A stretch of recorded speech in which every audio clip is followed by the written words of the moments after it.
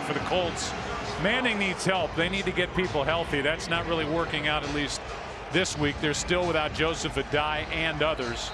Dallas Clark on IR. Exploit the Cowboys secondary, and for Dallas, obviously control those defensive ends. Mathis and Freeney. Cowboys will start with a ball. Brian McCann, who's been bothered by a bad ankle, who's been a home run hitter for the Dallas Cowboys, takes a knee, and here we go with Jon Kitna headed out to the field, his 6th consecutive start, taking the place of the injured Tony Romo. They're the backs and receivers, and Troy, the offensive line for Dallas over the last few weeks has played better. Well, they have gotten better, and that's certainly something that was very much needed. I don't know how much that says. It's an offensive line that for much of this year has been very inconsistent. Kitna's put up good numbers. Coming off another 300-yard day against the Saints on Thanksgiving, and here's Felix Jones, who carries it for 6 over the left side. Aaron Francisco made the stop. He is part of the defense on the back end at strong safety. Here's what they do up front, and they don't blitz a lot, primarily, Troy, because they can get pressure with that front 4. Well, it's imperative for Indianapolis, if they're going to be able to play the style of defense that they want to play, those 2 outside pass rushers, Robert Mathis, Dwight Freeney, they've got to be a disruptive force in that backfield. 2nd down and 4, and they keep it on the ground. Felix Jones again, and Felix is out to the 30, depends on the spot. You know, the weird thing that's happened for the Dallas Cowboys is even though Jason Garrett took over as interim head coach, he's been the offensive coordinator here since '07. And earlier in the year with a healthy Tony Romo, and then even the early part with Jon Kitna, they weren't running the ball as much, and now there's been more of an emphasis on that ground game. Boy, there has been more of an emphasis there. They've been as balanced as you can get between run and pass. 50% run here over the last 3 games since Jason Garrett became the head coach. And averaging over 30 points per game. Here's more for Felix. And Jones out of the backfield takes it for 6. Devell Connor made the stop for the Colts. You talked about Jon Kitna and how he has played, Joe. The last 2 games, he's completed over 70% of his passes. This offense, while Kitna has been the quarterback, has somewhat been feast or famine. You know, of the 5 starts coming into this game, 3 of those, this offense went for over 400 yards. The other 2 under 300 yards of offense. On 2nd down and 4, here's Choice. Finally getting a chance, and Tashard Choice carries it for 8 and a 1st down. He had only 14 carries all season coming in. A guy who's in his 3rd year and who had 92 carries in '08, 64 last year, and lately he's been wondering why he's been left out of the mix. I think everybody's been kind of wondering. He has not had double-digit carries since October of last year. When he's been given his opportunities, he's really been pretty productive. On 1st down, Kitna backs up, fires it, sideline Bryant, the rookie, and a nice catch for Des Bryant. 14 yards. Gerard Powers on the coverage for Indy. Well, how about that Thanksgiving game last Thursday when Des Bryant went without a reception? Oh, you know, did he have control? It looked like it was questionable, Joe, as to whether or not he actually had maintained possession before going out of bounds. The ball was moving on his way to the sideline. We'll take another look at it here. Good route by Des Bryant, but the ball moves right there. Not so sure I wouldn't challenge that if I was Jim Caldwell. Yeah, even though the Cowboys are slow to get the next play off, there is no challenge. And on 1st down, here's Roy Williams making the catch in front of Jacob Lacey, who makes the start in place of the injured Kelvin Hayden, who's now on that long list of injured players for Indianapolis. He's out with a bad neck. Now you go back to Des Bryant 3 weeks ago in his game against the New York Giants, had his first 100-yard game receiving. He followed that up against Detroit with just 8 yards receiving. And then, as I was saying, last week against the Saints on Thanksgiving, he didn't even have a catch in that one. Only 8 yards over the last 2 weeks. He eclipsed that with his first catch in this game. Good opening drive by the Cowboys, and a delayed handoff to Felix Jones. trying to get to the edge, and this time well played by the Colts defensively. Antoine Bethea out there to make the stop. So while we talk about the Cowboys offense, you look at the Indianapolis defense, they're 17th overall, but while the offense has taken it on the chin here lately for the Colts, the defense has been just as bad. They cannot stop the run. Yeah, this is a defense that has struggled throughout the season stopping people running the ball, but they're probably coming off of their best defensive effort last week in that loss to the San Diego Chargers. Play action, and now a screen set up for Bennett. Gets a block. Martellus Bennett has another Dallas first down. Bethea on the stop, a gain of 11, and a methodical march down the field by the Cowboys in the opening possession. Yeah, Jason Garrett doing a good job of mixing things up on this possession. They wanted to run the ball right at the Indianapolis Colts. They've mixed up some intermediate passes. We saw the one along the sideline to Des Bryant. They come back with the screen passes. There's probably not a defense in football that sees more screen passes than these Colts because of that outside pressure with their edge rushers. Already 5 first downs picked up by the Cowboys. Here's a toss to Choice. Welcome back to Shard Choice. Touchdown.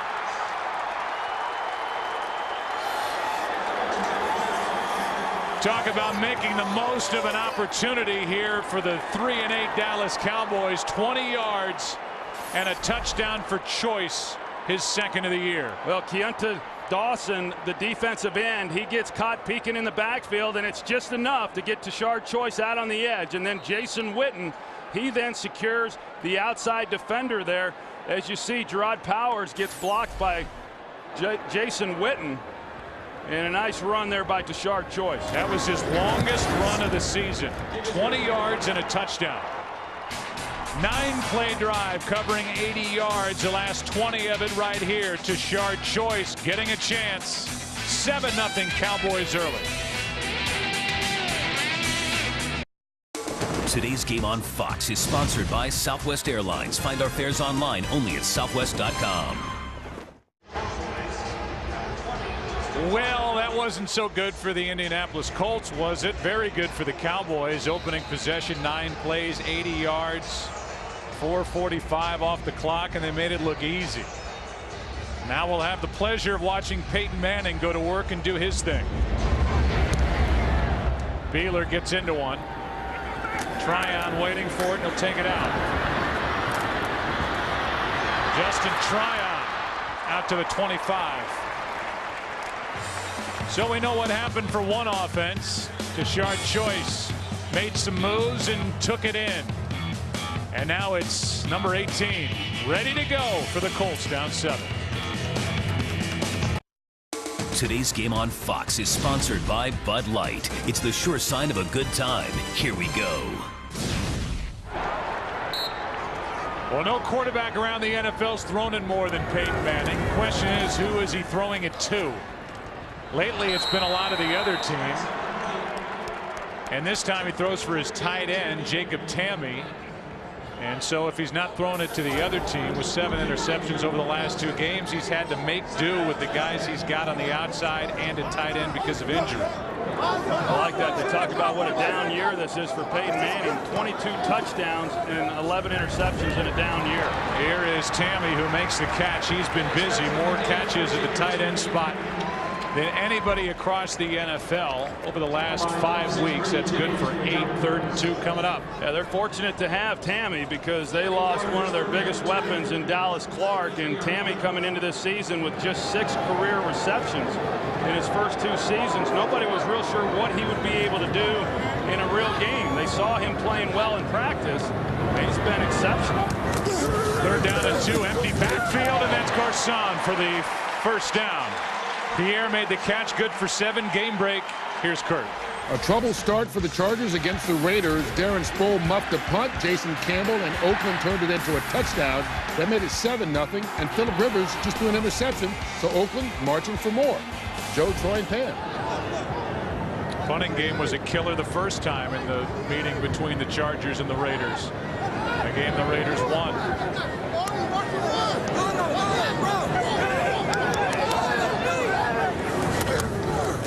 Handoff to Donald Brown. And Donald, in his second year out of UConn, first-round pick last year, carries it for 2. And while we look at the backs and receivers, it's Brown running it. We'll see a lot of Javaris James because of the injury to Joseph Adai. Yeah, and then we've got Mike Pollock. He's getting the start today there at right guard, and he came into the season as the starter, lost his job because of performance, but that's been a position they've just not been able to solidify. 2nd and 8. Here's one aired out for Reggie Wayne. What a throw, and it's picked off. Ripped away by Alan Ball. And that is the 8th takeaway by this Dallas defense over the last 3+ games. Good throw right in the hands of Reggie Wayne, but Alan Ball swoops in for the pick, his 2nd of the year. Today's game is sponsored by Little Fockers, in theaters December 22nd. By Pizza Hut, your favorite plays deserve your favorite pizza. Your favorites, your Pizza Hut. And by Sprint, the Now Network. Well, another interception thrown by Peyton Manning, his 8th over the last 3 games, and that was the first possession by the Colts. That ties a career high for a 3-game span for Peyton Manning, and now the Cowboys up 7, take over at their 16. We're not hardly slowed down the first time, and here's Felix Jones picking up 11, but they on the stop, back to the interception. You can see Alan Ball, the free safety. He goes to the middle. Peyton then knows that he's got single coverage on the outside. The problem is Reggie Wayne gets jammed inside the numbers. And so Alan Ball just didn't have much ground that he had to cover. Any safety in the National Football League should be able to make that play. An easy pick by Alan Ball and a really bad decision on Peyton Manning's part. Here is Felix Jones. He's been busy. He carries it for 2. Moala with the stop. Well, the Jacksonville Jaguars have already won today. They started the football Sunday tied with the Colts on top in the AFC South. The Jaguars and the Colts will meet here in 2 weeks.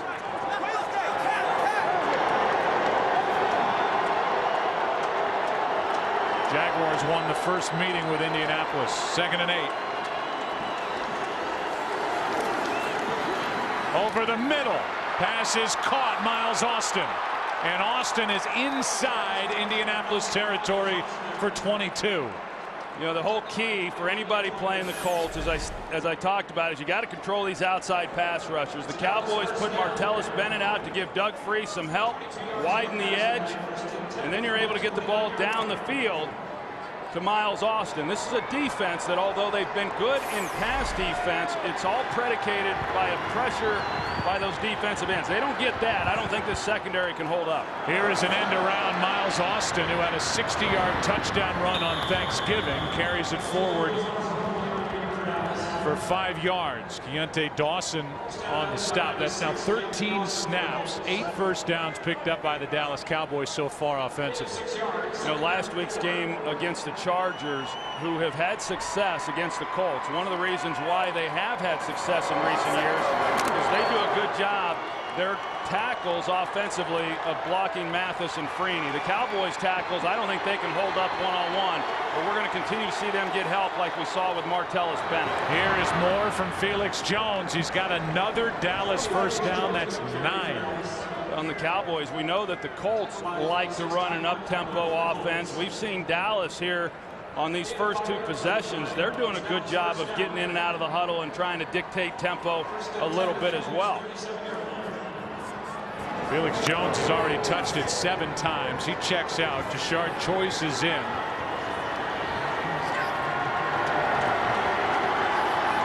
On first down.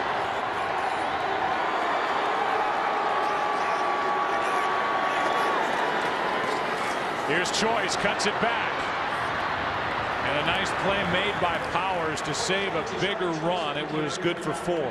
You know, coming into this game, Joe, I was going to say that if you're a fan of just good old-fashioned smash-mouth football, this probably isn't going to be light. Are real good at running the ball. Dallas has gotten a little better here in recent weeks.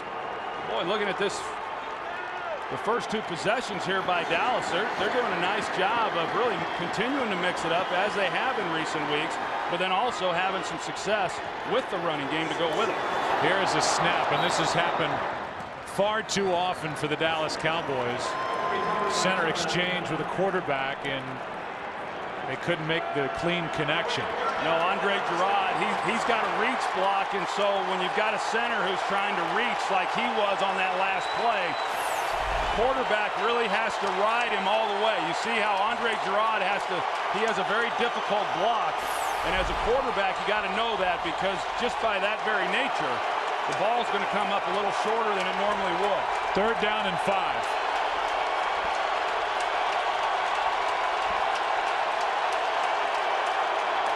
Inside handoff choice. More trouble for Indianapolis. Cannot stop the run, but they on the tackle, a gain of 11. And when we talked to Hudson Houck, the longtime offensive line coach for the Dallas Cowboys, among other stops, he said since Jason Garrett took over and now we put on pads on Wednesdays, it has helped us get in a groove. It's helped us with the run game, and it's helped us cover up some of the deficiencies we have on the offensive line. There's a lot of coaches out there, Joe, that don't believe you should put these professionals in pads during the week. I disagree. I think teams lose their toughness and their physicalness when they don't get in pads every now and then during the weeks. Here is Witten with his first catch. And Jason Witten is upended by Lacey after a gain of 4. You go back to the start now that Tashard Choice has had, and I know we had several of his games. In fact, we had his first start as a rookie there against the Pittsburgh Steelers. It's a little bit of a daunting task for a rookie to have to make his first start against that group, and yet he did a nice job, 88 yards rushing in that game. And whenever he's had double-digit carries, he's done a heck of a job running the football. So now inside the red zone, here's Felix Jones, and he's brought down after a gain of 4, so a short 3rd down. 3rd and 2 coming up for the Dallas Cowboys, who were one defensive play made by Malcolm Jenkins on Thanksgiving, ripping the ball away from Roy Williams, and being 3-0 under Jason Garrett, and they're rolling here early at Indianapolis.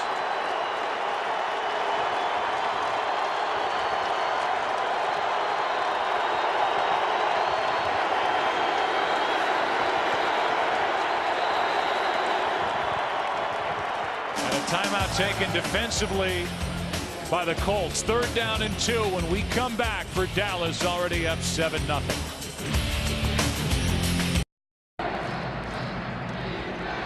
What an opportunity for the Dallas Cowboys, already up 7-0. Got an interception from Alan Ball, and now here they are, 3rd and 2.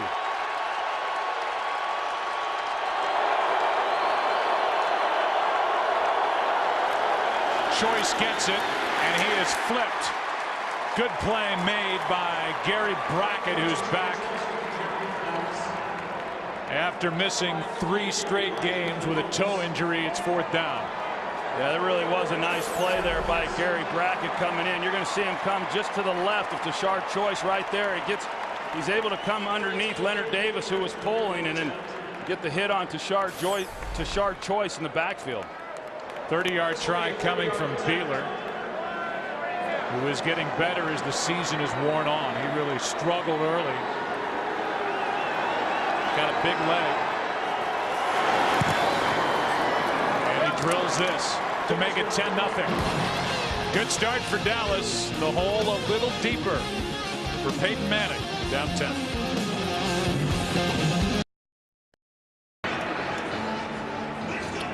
There's the drive put together by Dallas. 72 yards. It was capped off with the Beeler 30-yarder to make it 10-0, and now the Colts will get it back, needing a win here today to keep pace with the Jaguars on top of the AFC South. Tryon is waiting deep, and Beeler will drive one, typically gets it into the end zone. Pops this one up a bit. Tryon from about the 3. Gets spun around and can't make it to the 15-yard line. And we welcome you inside our booth. I thought it was interesting that when we talked with Peyton Manning, he said now that Howard Mudd, longtime offensive line coach, been an assistant here since Peyton Manning came into the league. Tom Moore has taken a step back. Now Peyton Manning has to be the heavy around a lot of these guys and get in players' faces. Yeah, and that's a lot of pressure on a quarterback to have to do those types of things. I've been in that situation, and I think the thing that you've got to really guard against if you're Peyton Manning is how that then impacts the relationships you have with your teammates within that locker room. Here is a handoff to Donald Brown, and Brown carries it for 2. You know, oftentimes as a quarterback, you just want to go play, and we all know that Peyton does so much more than that. But, you know, it's a good cop, bad cop type thing. And, you know, Tom Moore and Howard Mudd, those guys were the bad cop to where Peyton was just able to step in and be more encouraging with the guys. But now he finds himself having to be more of the disciplinarian. Manning fires and hits Reggie Wayne, who despite all the injuries around him is having a terrific year. 14 yards and a first down. Well, I've always thought Reggie Wayne has just been an exceptional player. He just goes about his business each and every week and makes a lot of plays for Peyton Manning. He had an opportunity when Marvin Harrison was on the team with him to go elsewhere and be the #1 guy, but he stayed here. He knew what he had in Peyton Manning, and he's been a great player in this league for a long time. Pass is caught by Pierre Garçon. He is good for 5, and let's go for a game break. Here's Kurt Menefee. Big matchup in the NFC South. Falcons at the Buccaneers. Michael Turner with the early touchdown, putting Atlanta up after the 5-yard score. 7-0. Joe, Troy, and Pam. All right, Kurt. So the Falcons, who have never been a #1 seed in the NFC playoffs, they have the best record, and they lead at Tampa Bay. Pierre Garçon is now hurt. So the list continues to grow. He was hurt earlier in the year. Coming off a good game against San Diego. And the first quarter will expire before the snap. 10-0 Dallas after 1. Fox NFL Sunday will return after these messages and a word from your local Fox station.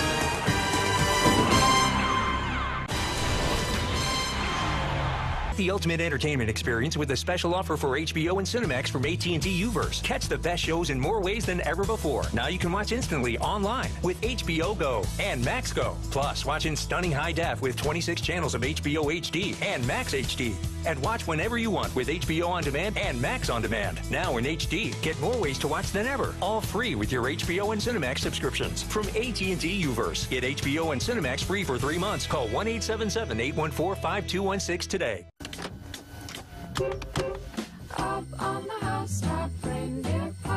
Can driving a brand new Hyundai Sonata put you in the holiday spirit? Or do the holidays make it more fun to drive the Sonata? Now during Hyundai holidays, you can lease the Sonata for just $199 a month. From everyone at Hyundai, happy holidays. Visit your North Texas Hyundai dealers or go to dothemathDFW.com. In that first quarter, Dallas 152 yards, 85 of them on the ground. Came in averaging 89.5 basically rushing yards per game. 2nd and 5 for the Colts, down 10. And here's Brown being ripped to the ground by DeMarcus Ware. In the backfield, a loss of 3. Nice work there by DeMarcus Ware. He's just able to go right around Charlie Johnson, the left tackle, and he just whiffs on him. Charlie Johnson whiffs on him, and then he's right in the backfield, and Donald Brown just had nowhere to go. Brings up 3rd and 8.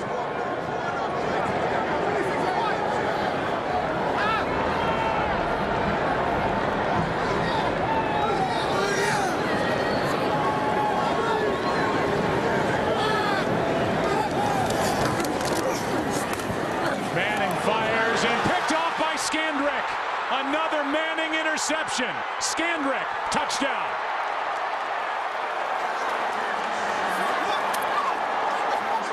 Stepped in front of Blair White and took it right into the end zone, and an extra point away from a 17-0 start. Well, that's just another throw that you can't make. You're going to see Orlando Skandrick right here, and when Peyton Manning turns this ball loose, he's underneath the route. I mean, there's just nowhere for Peyton to make that throw and think that he's going to come away with a completion. I mean, the relationship there with Orlando Skandrick and Blair White He had no opportunity for a completion. This is just a bad decision. We've seen a few of those. You know, sometimes you get a ball tipped or something happens on these interceptions, but the last two in this game have all been on Peyton Manning. That interception, the first of the year for Skandrick. It's another takeaway for this Dallas defense. And a 40-yard return by Skandrick. It's 17-0 Dallas. Today's game is sponsored by Triple Hops Brewed Miller Lite. Taste greatness. By Warner Brothers Pictures' Yogi Bear, only in theaters December 17th. And by GMC. It's the GMC holiday event. Get the job done right this season with the GMC Sierra. How about the numbers piling up that are not good for Peyton Manning? And that's now 3 interceptions returned for touchdowns over the last 2 weeks against Peyton Manning. Twice in the Charger game, and now, I mean, he hasn't gone through a stretch like this that we've seen. I mean, even in his rookie year, but certainly not in a long, long time. Beeler hits it. Tryon will take it out. Trying to make something happen, and Justin Tryon again cannot get to the 15-yard line. Back to the interception for the touchdown. You know, based on the way Dallas was playing coverage, the inside receivers are the guys that have to be able to win. Peyton knows that, so that's where he's looking. That's where he wants to go with the ball. The problem is Orlando Skandrick is sitting on this route, and you're going to see he clues in then on Peyton Manning. He's looking at him there. The ball comes out. He's got a break on it the entire way, and you got to come back with something to take advantage of the over-aggressiveness of Orlando Skandrick. But having said that, Peyton sees that relationship. That's just a ball that he can't throw. You know, Joe, you talk about the last 3-game stretch. I think of the quarterbacks I've seen, you know, in the last 25 years, Peyton Manning week in and week out has been the most consistent quarterback I've ever seen. That's not been the case the last 3 weeks. Here's Hard getting it barely from Peyton Manning. He was almost dragged down before he could hand it off. Jay Ratliff, he just went right by Jeff Saturday, and he splits the gap. You're going to see him right here. He just shoots past the gap, and he's in the backfield. Actually, Jeff Saturday, he wasn't blocking him at all. It was right guard Mike Pollock who just failed to come down on him, and Peyton had to even toss it. It wasn't even a clean exchange into his pocket. This offensive line for the Colts is really poor, and they are struggling. And it has to play into what's going on with Peyton Manning. Even though he's only been sacked, what, 13 times, he's getting hit more than he ever has. They never replaced Tarek Glenn at left tackle. They've missed with Tony Hugo, drafting him, trading up to get him. He's been since cut. They cut Lilja. They have different guys rotating in at guard. They're a mess up front. Well, it's one thing when you're getting hit or getting pressure on pass plays, but when you start getting tackled, when you're handing the ball off, you know you're in for a long day. It's 3rd down and 4.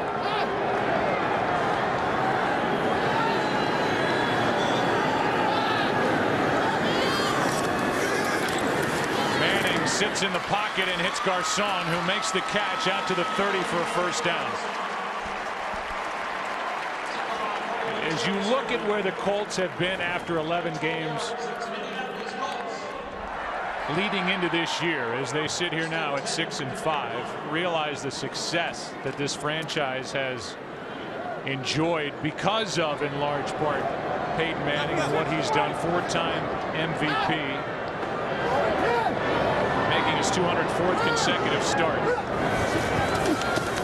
Quick setup and throw, and it's White. And Blair White will carry it forward for 6. You know, you talked about kind of the things that Peyton Manning's having to do more of, you know, in terms of holding players accountable. He's not really getting some of that help from the coaches, and I've never seen a quarterback do more in practice than what I saw from Peyton Manning on Friday. Yeah, we'll talk about that when we come back. Right now, Skandrick, who has a touchdown, is injured. They look at him. We'll take a break.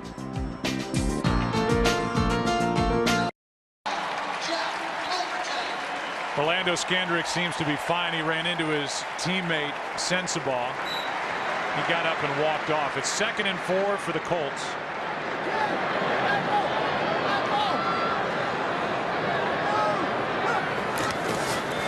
Fake the handoff. High throw for Reggie Wayne. Nice catch, but he's only forward for 1 yard. And as we talk about what Peyton Manning does in practice, we'll see if we have enough time to talk about it with a third down here, but it's a clinic put on. Every broadcast crew talks about it, but he stops guys mid-route and instructs them what to do and how to attack a defense. But he's trying to carry the entire load here right now for the Colts. Yeah, and you can tell. I mean, it's weighing on him heavily. Third down and 2. Manning hangs in, makes the throw, and the completion to Garcon. He's got a first down for Indianapolis. A gain of 5.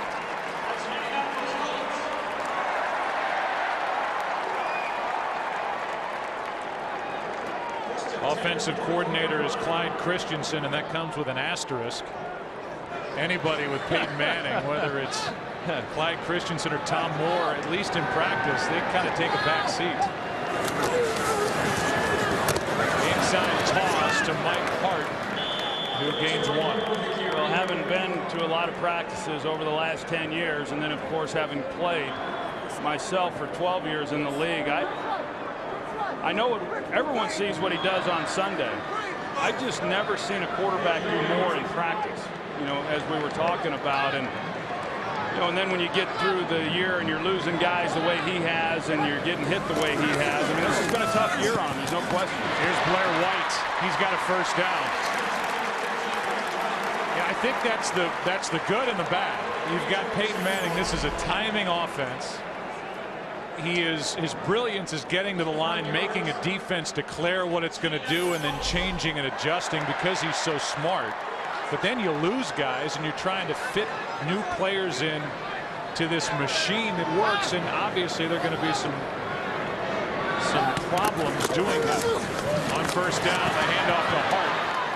And he is to the 45, a gain of 1. To Peyton Manning's credit, I mean, when we visited with him, Joe, he said, hey, look, I know who's going to play during the week. When we're practicing, I know what guys we're going to have on the field, and it's up to us to then go out and play with those guys and win. I mean, he makes no excuses, and he holds himself accountable to play better. I think he's handling the situation very, very well. But part of what we just saw, you know, you get a first down, you run it, it's 2nd and 10. Just not getting anything out of the running game. This is kind of like a run, basically, as Victor Butler makes the tackle. Mike Hart got it on that little inside flip, no gain, and now it's 3rd and long. Colts trying to catch the Cowboys defensively changing. Penalty flags fly. Cowboys may have had too many men on the field as the quick snap caught Dallas. Look at all these players trying to get off the field and some on. They still couldn't get the first down. Well, that's just a great job by Peyton Manning seeing it and getting the ball snapped. 12 men on the field. Defense. 5-yard penalty remains. 3rd down. So they'll take the penalty, and it's still 3rd down. It's the first penalty of the game as Jason Garrett looks at his defense, which comes in to this game having taken the ball away more since he took over as interim head coach, but giving up actually more yards per game. Well, the big thing that Dallas has done defensively here in the last 3 weeks is, you're right, they're giving up a lot of yards, not real good in the red zone. In fact, they're awful in the red zone, but they've gotten takeaways. They've already gotten 2 in this game, and that's something they just could not do through the first 8 games of the year.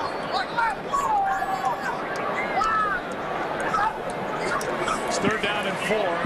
Manning fires low, and the pass is caught. Garcon bailed out Manning and really made a nice catch with good coverage. First down, Colts. Just a good job of Peyton moving in the pocket. And yeah, a little bit low, but a receiver likes that ball a little bit low, especially when he's coming in over the middle of the ball. It helps protect him, and Peyton going to the ground once again. I think a lot of people look at the sack numbers on Peyton Manning coming into this game. He had only been sacked 13 times, 2nd best in the NFL.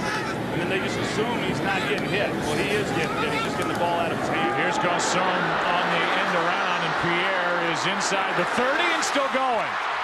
Good run by Pierre Garcon, who picks up 11.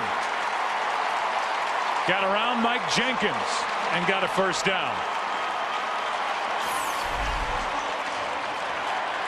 A pretty good stiff arm right there by Pierre Garcon, and he's able to then break away from Michael Jenkins. Pierre Garcon's been pretty active here in this first half. As he was last week against San Diego, and now a player is down on the far sideline. That's Jenkins, who could not make the tackle on Garcon. So we'll take a break. They look at the left leg, the left knee of Mike Jenkins. First down when we come back. Today's game on Fox is sponsored by Visa. More people go with Visa. Jenkins got up and he walked off. Didn't have to go far. He was on the sideline. Appears to be okay. First down, Colts. Down 17-0. They fake the run. Here's Garcon again. Makes the catch down inside the 20 to the 17. Brady James on the stop, a gain of 8. Garcon last week against the Chargers, 5 catches, 72 yards. And Pierre has already blown past that. That's catch number 6. 2nd and 2.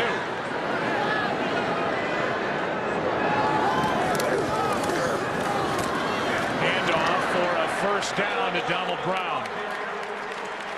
That carousel has continued on the inside at guard for Indianapolis as Jamie Richard, 61, has taken the place of Kyle DeVan. Yeah, the guard position on both sides has not been real solid. In fact, really across the board. Even Jeff Saturday, who's been such a mainstay for this offensive line for 12 years now, he has not had as good a year as what he has had in the past either. 15th play of the drive, end zone, Garcon, touchdown.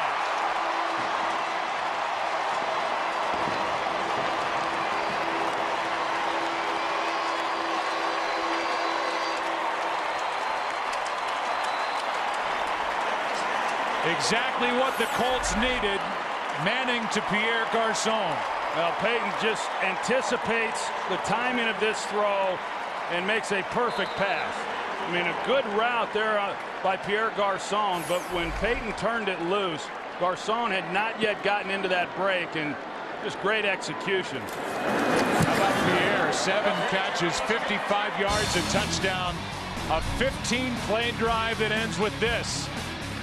A beautiful throw, a good catch. Colts on the board, down by 10.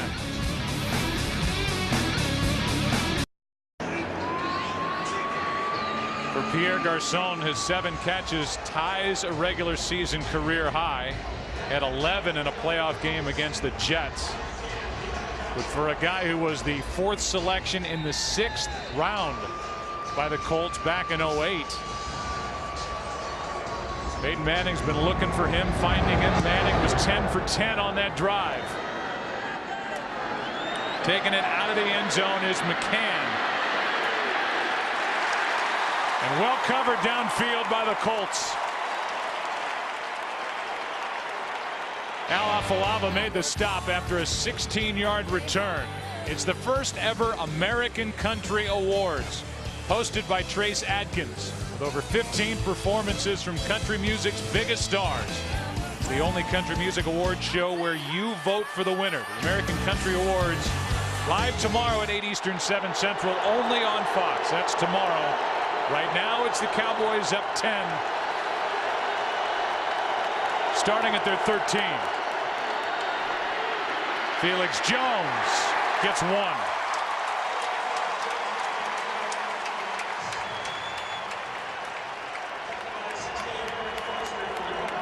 When you look at Felix Jones really this year and the way that he has run the ball, the one thing that's really been missing is that he has not had near the explosive runs that he had his first few years in the league. He's heavier than what he was when he came in the league, but you just haven't seen that burst, and no one's really able to understand exactly why that is.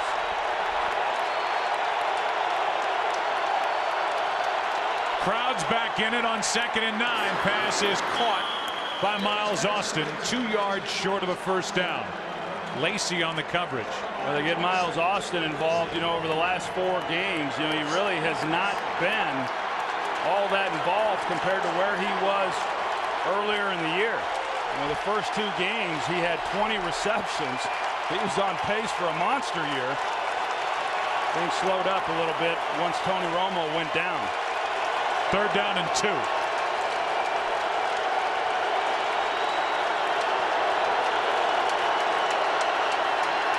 Quick setup, the throw, Austin incomplete. And well covered by Justin Tryon, an extra defensive back. Yeah, Justin Tryon getting his opportunity because of Kelvin Hayden being down, but that was a ball that Miles Austin had a chance on. But you see, Tryon, he did have his left hand, in between the outstretched arms there of Miles Austin. That for Kidna, his first incompletion of the game. First punt is from McBriar. And Blair White with a nice return. And down by 10 after a 12-yard return, tackle by McCray. Good field position for Peyton Manning.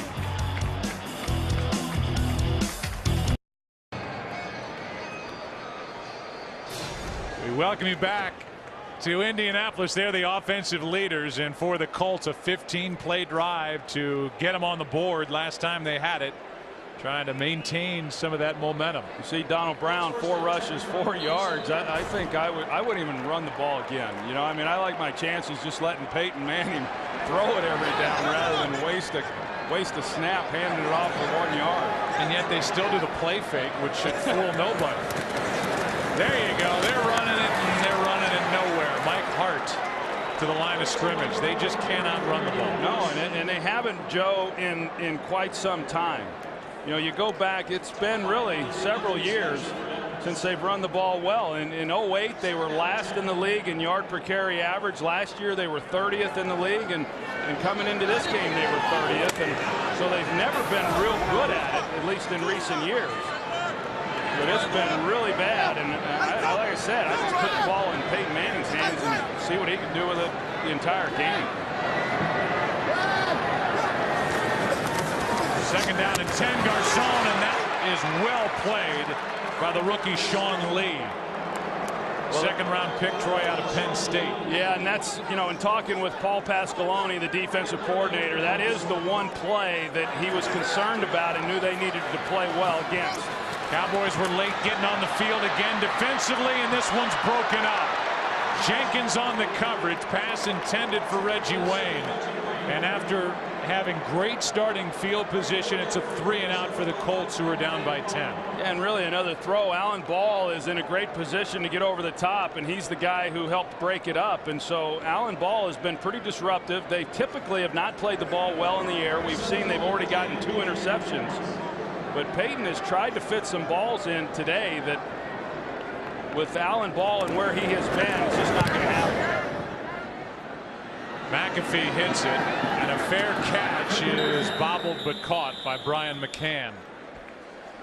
We'd like to welcome the men and women in uniform serving around the world, watching today's broadcast in 175 countries on AFN, the American Forces Network. We thank you for all you do.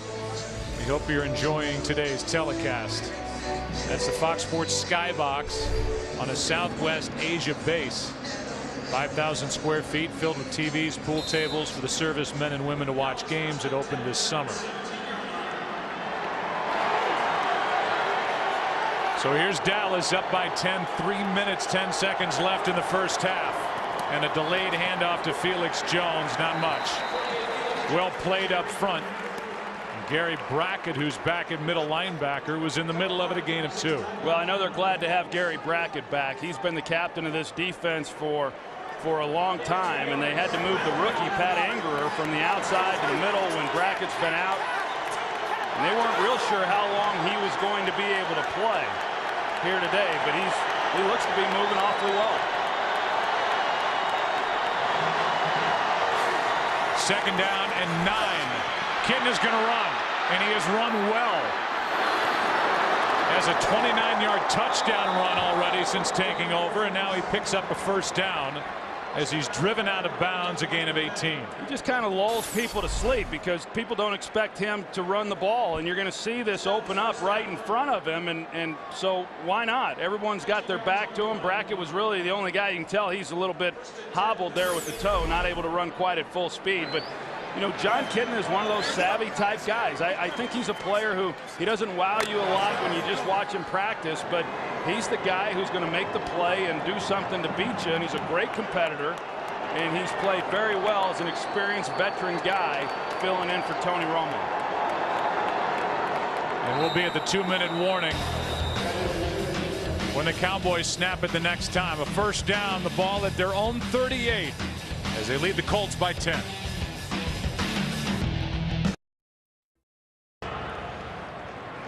Visa halftime reports coming up. Kurt, Terry, Howie, and Jimmy will have scores and highlights. Fox Sports Ticker will have all the latest stats as you track your fantasy team this weekend. First down for Dallas, up by 10. And Kitna has all day and slings it over the middle. Had Des Bryant wide open and threw it into the turf. You see the attention that Dwight Freeney gets. He tries an inside rush here, and that's, you know, really where everybody was. And so if you're Doug Free, the left tackle, you like that move. And John Kitna should be upset with himself because Aaron Francisco was trying to disguise coverage, and he had to run out of there, and there was a big hole for John Kitna. He just pulled it in the dirt. 2nd and 10. And a handoff to Felix Jones. Running right through this defense, gets 9. 3rd down and 1 coming up. Cowboys have all 3 of their timeouts remaining.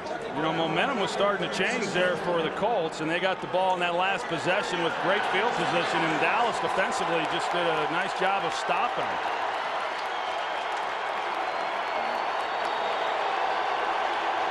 And now a timeout taken by the sideline. Kitna was playing around changing the play at the line, and Jason Garrett on the sideline just called the timeout. 3rd and 1. Early game headliners. Brett Favre was knocked out of the ball game with a shoulder injury on his first attempt, and then Tavares Jackson came in. The defense and the offense put it to the Buffalo Bills. Aaron Rodgers, a win at home over San Francisco, and Brandon Jacobs, his day. Bradshaw also had 2 rushing touchdowns as the Giants took apart the Redskins. Pretty good yard per carry average there for Brandon Jacobs, and I know you like those Green Bay Packer uniforms they had on today. Wow, that's a play-by-play announcer's nightmare. Yeah. Well, throwback uniforms. Yeah. I wish they would just do away with the throwback. I'm about tired of seeing those, don't you? Well, you know who you're watching. Last? Been going on 15 years.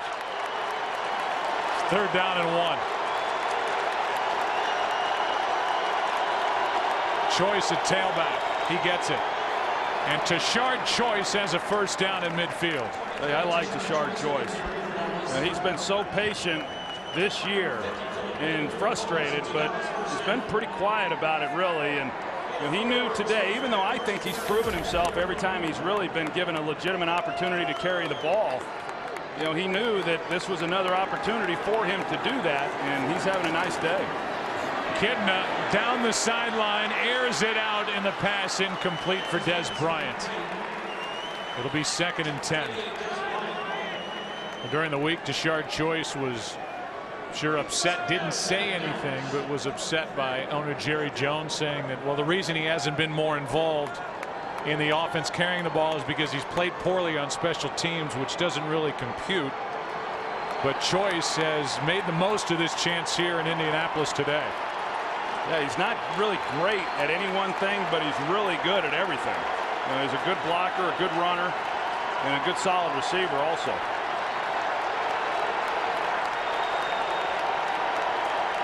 On 2nd and 10, Kitna steps up, finds Bennett, and Bennett dropped by Tryon, with Bethea coming to help, a gain of 7. 46 and counting left in the first half. And Dallas will take a timeout.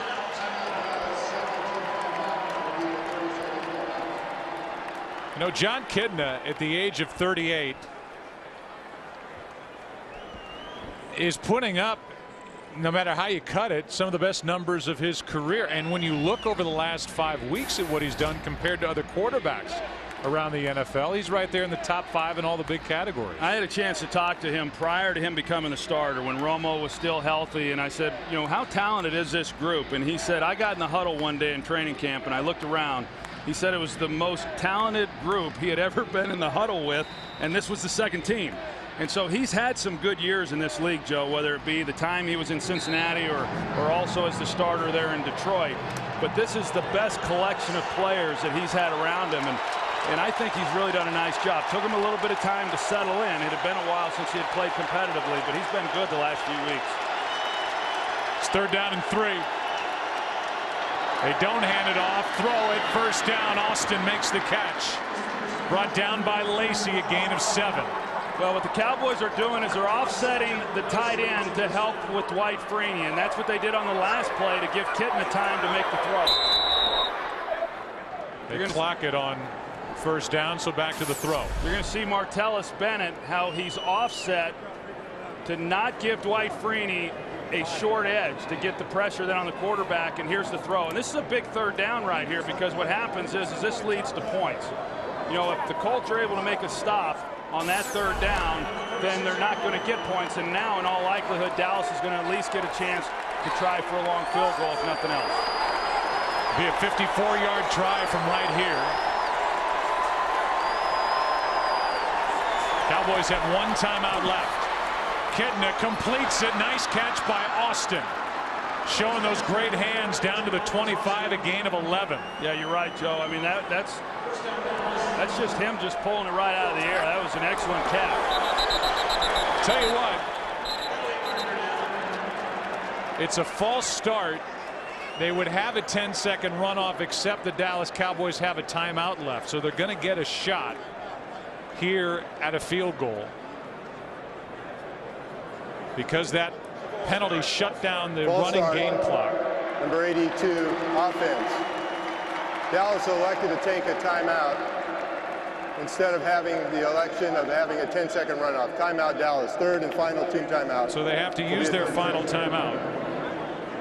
And you would imagine that the field goal attempt will come next. Yeah, there's Witten right there. He's trying to get situated, and the ball snapped. And how about John Kennedy trying to pull a little Dan Marino on him? You know, Dan did that, I think, against the Bills back in the mid-90s. Or I think it was maybe it was the Jets. But Kitna trying it himself, not quite as successful as when Marino did it. But you could say that about a lot of quarterbacks who tried to impersonate Dan Marino. Beeler's already hit from 30. Now he's going to try from 43, make it 48.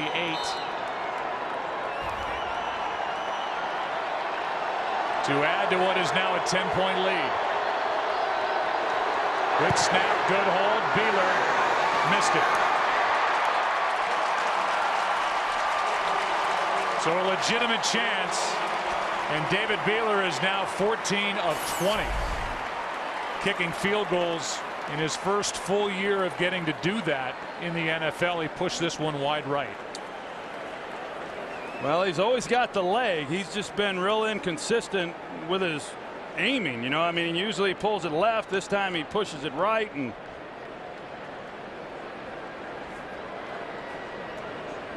so Kitten is ticked off after getting his team down the field in a position to add to a 10-point lead.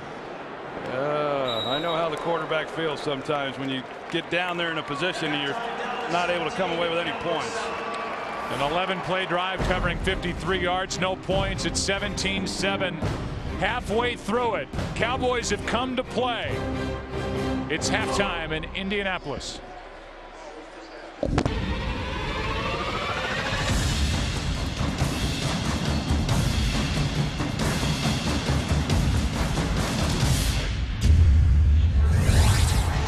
Some of the pictures from the first half here in Indianapolis. Starting the second half now. 10-point Dallas Cowboys lead. Welcome inside the broadcast booth. What do you want to talk about? I think the turning point, not necessarily the turning point, but one of the areas there in the first half where the Colts just failed to take advantage was when they got the ball after scoring the touchdown to cut this game to 10 points. They got it on the 47-yard line with just over 4 minutes left in the half, and the Cowboys forced a 3-and-out. I think at that point, the Colts really had a lot of momentum going in their favor, but give the Dallas defense credit for being able to come up with a 3-and-out stop. Yeah, they had the one good drive. The Indianapolis Colts did a 15-play drive. And Manning was 10 for 10 for their one touchdown. You can follow your favorite team all season long. Go to iTunes.com/NFL. Glad you're with us. What kind of a second half is it going to be for the Indianapolis Colts, who started last year 14-0? Pulled their starters in the Jets game in the 15th game of the season. They lost that game. Lost to Buffalo. They ended up in the Super Bowl. They've played 2 of the last 4 Super Bowls, but they're 8-8 since that 14-0 start a year ago. And right now trying to win here today to keep pace with the Jacksonville Jaguars, who won today. Right now it's the Jags on top in the AFC South. These 2 teams meet here in 2 weeks. Beeler pounds it toward the back of the end zone, and Tryon will take a knee. Down to the field, here's Pam Oliver. Well, Joe spoke to Jason Garrett about the team's offensive goals for this half. He said, first of all, we got to respect the fact that we're playing against a very good football team. Also have to continue our mix of the run and the pass. Jim Caldwell said, we have got to stop them from being so effective running the football. He also said we need to get some turnovers to match the Cowboys' 10 points off turnovers in the first half. Back to you. All right, Pam. Yeah, a couple of Peyton Manning interceptions. One went directly into the end zone for a touchdown, returned by Skandrick. Down by 10, starting with a throw. Pass is complete to Reggie Wayne, who has a first down and more. Reggie Wayne came into this game number 2 in the NFL with 76 catches. He picks up 16 yards and a nice completion to start this second half. Yeah, he's been kind of the one guy that Peyton Manning's been able to rely on. You see Orlando Skandrick, who had the interception. Right now Brian McCann is playing in this nickel package. On first down, this is Donald Brown, who gets to the 40, and then is thrown to the ground, a gain of 4. Brian McCann out there on coverage, so Skandrick is out. He is one of the extra defensive backs. That means that McCann gets more action, and number 37 has come up with some big plays, including a 101-yard interception return for a touchdown at the Giants 4 weeks ago. Here's Tammy. The tight end makes a move, and he's down inside the 35. Newman on the stop, a catch and run of 26. Well, you see Tammy, he comes off the line of scrimmage, and he's got Brooking on him, and this guy runs very well. And I know that Peyton Manning said, hey, Tammy has got to be able to beat the matchup whenever Keith Brooking is on him, and he did there. Longest play of the day for Indianapolis, 26 yards. Here's one for it all. Juggled, caught, touchdown. Reggie Wayne, what a catch.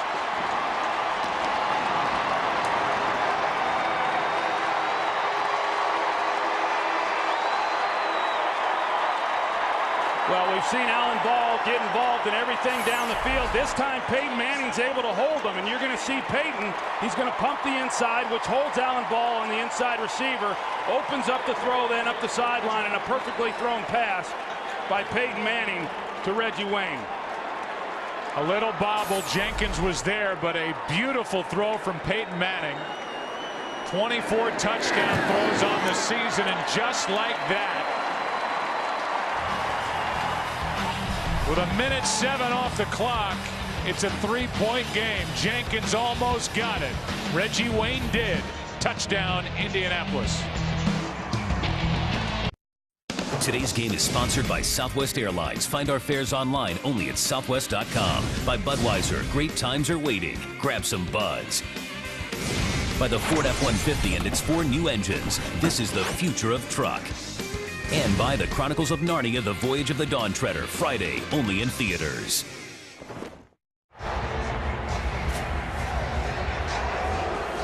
Well, it was a 10-point game at the half. It was 17-0 right out of the gate. Dallas on top, and Peyton Manning said, so what? Off to work we go, and it's a 3-point game. Well, you never get comfortable when you're playing against Manning. And now the Dallas Cowboys have Des Bryant returning the kick right up the middle. And Bryant, the rookie, is out to the 39. Don't get comfortable with Des Bryant returning kicks either. No, he's returned 2 punts for touchdowns, and now a 42-yard kick return right up the middle. Well, here's the one play to Jacob Tamme against Keith Brooking. Keith Brooking was questionable all week long because of a sprained foot, and he just cannot run with Tamme. And then this is the touchdown. Just great execution by Peyton Manning, holding Alan Ball. So, like I said, something he was unable to do for most of the first half. But he did there and got the one-on-one isolation to Reggie Wayne. Kitna's in trouble, spins out. Penalty flag for a hold. And Kitna's dragged down on a nice play by Pat Angerer, the rookie linebacker out of Iowa. Number 68 offense. 10-yard penalty, still first down. That's Doug Free. Yeah, and you can understand why, because he's going to get the bull rush right there by Dwight Freeney. You know, Dwight Freeney, as most people know who've been watching him play over the years, he's got a great spin move. He's got a couple different spin moves, actually. And as good as those are, I like his bull rush the best. And it's awfully effective because once a tackle starts worrying about that spin, then you're susceptible to someone coming right at you with power like he just showed.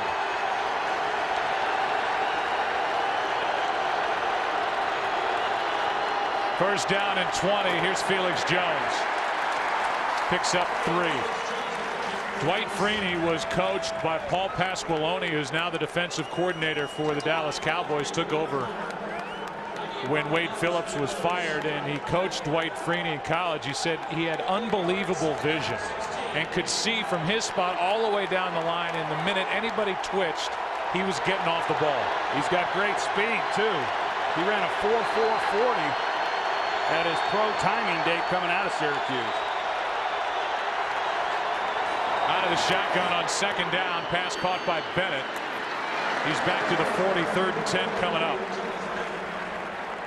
And we heard Pam's report when she had a chance to talk with head coach Jim Caldwell, saying we've got to be able to control this running game by Dallas. I think that even though the Colts have not been real good against the run, I think it was a little bit of a surprise to see Dallas have as much success as they had there in that first half running the ball.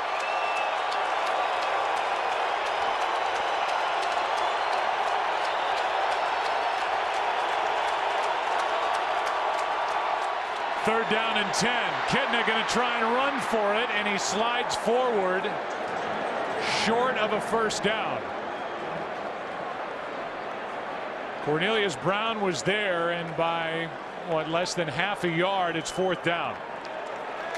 Yeah, John Kitna, here he is. He's trying to get the first down and at the same time protect himself. Had he have just tried running through that and then dove for the first down, even knowing there's going to be contact, he would have been able to pick that one up.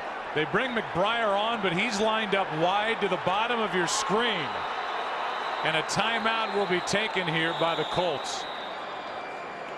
So the special teams coordinator, Joe DeCamillis, with a little trickery, and the Colts want to talk about it. It'll be 4th down, Dallas, when we come back.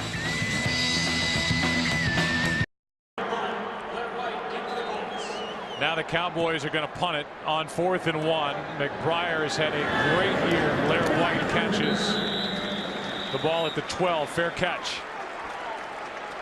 And we look ahead to next week as the Colts have it down by 3.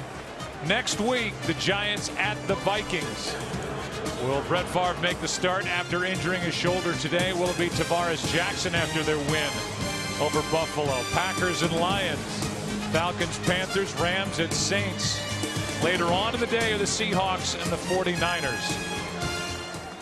They all start taking on a little more importance once you get beyond Thanksgiving, don't they? Especially out in that dog-eat-dog world of the NFC West.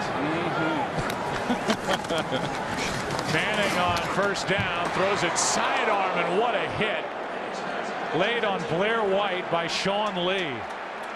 And Blair White just pops right back up. And Blair White's just happy to be playing. A gain of 4. Blair White, who was picked up in week 3, a free agent out of Michigan State. Here's Reggie Wayne. He's out to the 21, a gain of 4. 3rd and a couple coming up. Alan Ball on the tackle for Dallas. I mean, we spent so much time talking about the guys who aren't playing. You know, Jacob Tammy, Blair White, you know, those guys, they've done really a nice job of stepping in and being productive. And a lot of that, of course, has to do with who's throwing on the ball. But not many teams that would have been able to overcome some of the things that this Colts team has offensively. It's 3rd down and 2. Handoff is to Mike Hart, and Hart can't pick it up. First guy there was Brady James, and so it's a 3 and out, it would appear. for the Indianapolis Colts. They tried to run it, and they prove once again that they can't do it. Yeah, they just can't get any type of movement up front. And hey, I'm all about running the football and trying to keep a defense off balance. But when you've just had no success whatsoever really doing it, and you've got Peyton Manning your quarterback, I think that I would just say, okay, and right now, Joe, heck, he's on pace to have more passing attempts than anybody in the history of the game. By the way, Orlando Scandrick is out with a concussion for the Dallas Cowboys. He's got an interception for a touchdown in this game, and here is Des Bryant, who will stay away. It is corralled by Jesse Holley. Another dangerous play after the punt. Cowboys have it. 42-yard punt. Dallas up 3. How about a then and now? Who was the first pick for the Colts in 1990? First overall, Jeff George. Played 4 seasons for the Colts. Right now he's living here in Indianapolis. Full-time dad, helps coach his kids' basketball and football teams. He runs the Jeff George Foundation, which helps to raise awareness for breast cancer. His mother Judy recently passed away with breast cancer, and he still thinks he can help an NFL team as a backup. Yeah, well, he's shocked that Carolina and maybe a couple of other teams didn't call him and give him a chance this year. At 40, he'll be 43 next week. Here's Felix Jones, a nice run on first down. The Cowboys are doing what the Colts can't, as Jones picks up 5.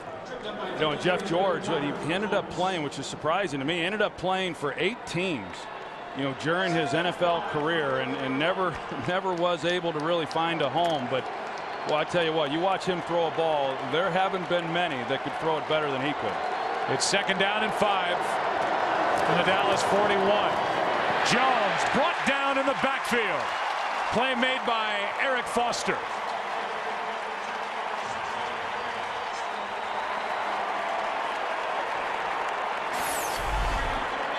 Well, Eric Foster, he's able to get past Mark Colombo there. He slipped on the block, and Eric Foster was able to get inside and then get the pressure and make a nice tackle there on Felix Jones. Loss of 5, 3rd and 10.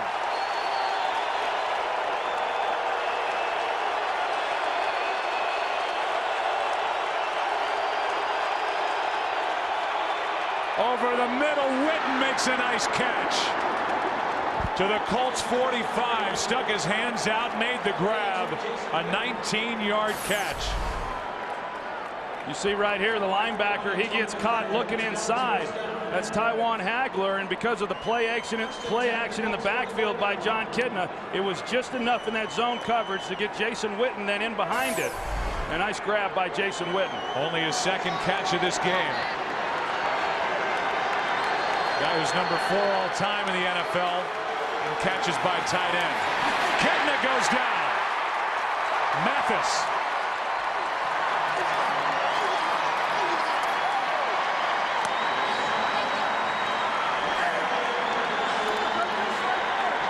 First Colts sack of this game. They're starting to heat up now on this defensive front, and you know, Colombo got beat, we saw earlier, by Eric Foster. This time he got Robert Mathis, who was able to go right through him and then get the sack. Loss of 9.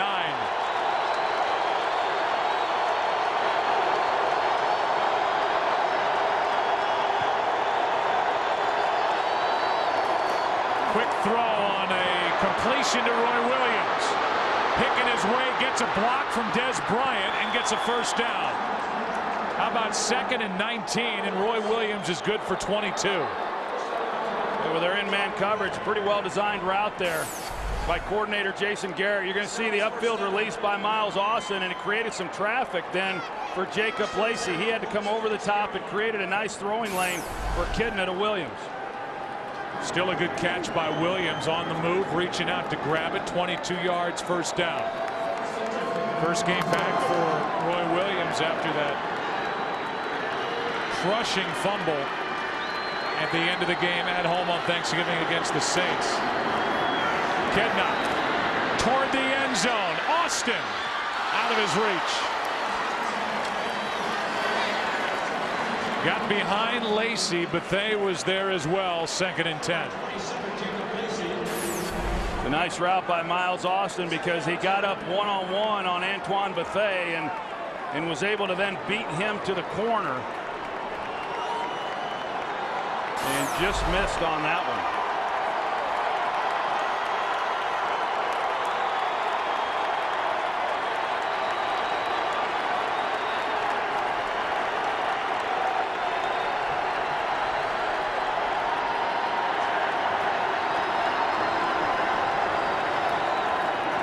On 2nd and 10 choice.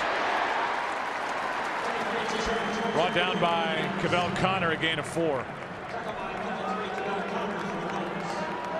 And we see Antoine Bethea, and he, coming into this game, was leading the Colts in tackles, and so he's a guy who they prefer to have around the line of scrimmage. He certainly will get back and he'll play coverage as we saw, but you know, one-on-one with Miles Austin on that corner route, a pretty good matchup there for Dallas.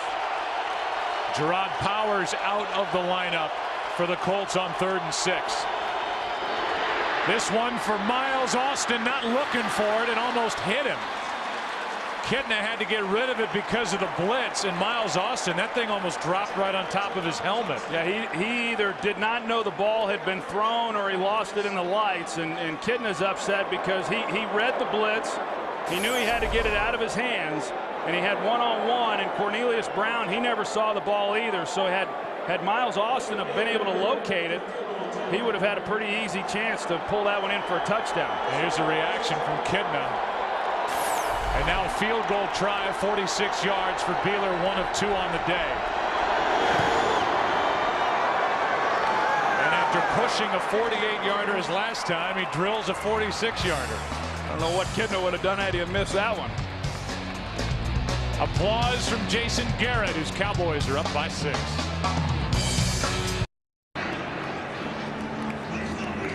There's the scoring drive. It didn't end in a touchdown, but instead a 46-yard field goal from Beeler. 9 plays, 3:45 off the clock, 6-point game with over 5 to play in the 3rd quarter. Tryon waiting for it. This is the worst team in the NFL returning kickoffs. Tryon has had a rough day so far, and he'll take a knee. Let's go back to that play with Kitna getting rid of it on the blitz. Colts 1st and 10 at their own 20-yard line. Yeah, Kitna did all he could as far as getting it up, but as you can tell, Miles Austin just had no idea where the ball was, and it looks like he's maybe pointing at the lights, and then Des Bryant, he came over to visit with John Kitna, and John Kitna is he's a little fiery and a little perturbed today. He's just not in the mood for conversation. Bryant was the one fiery in their last game at home against the Saints. Yes, he was. Meanwhile, Peyton Manning is 17 for his last 18 with 2 touchdowns. After a 4-for-7 start with 2 interceptions. He's got time, and he flips it, pass caught by Hart. And Hart is dumped by Sean Lee. And now Hart limps off. He's been bothered by a bad ankle, and he hobbles away. A penalty flag down on that 1st down throw. Pass interference, number 15 of the offense. 10-yard penalty, still 1st down. They get Blair White on an offensive pass interference. Hey, Sean Lee, the 2nd-round pick out of Penn State, the linebacker, 6'2", 242, looks like he can run. And he's been out there in coverage. He was the one who made that play, and it looks like Hart has re-injured that left leg. You know, Sean Lee, he got a pretty good education on how to play the linebacker position there at Penn State. They've had a few over the years. 1st and 20 from the 10.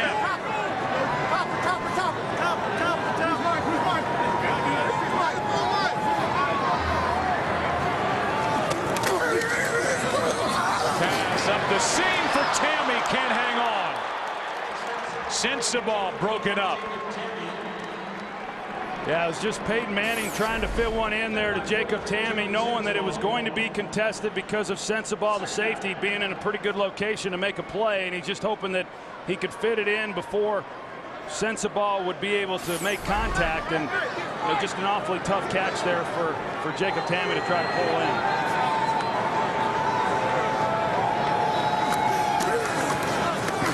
take the handoff on 2nd and 20, and the pass is picked off.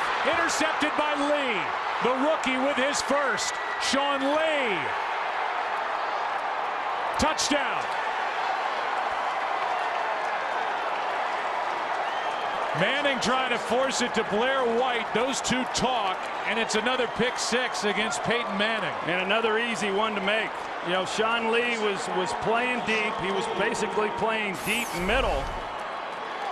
You know, he's down the middle of the field and just reading Peyton Manning the entire way. You got Blair White, who's trying to work then to the seam, but Peyton, because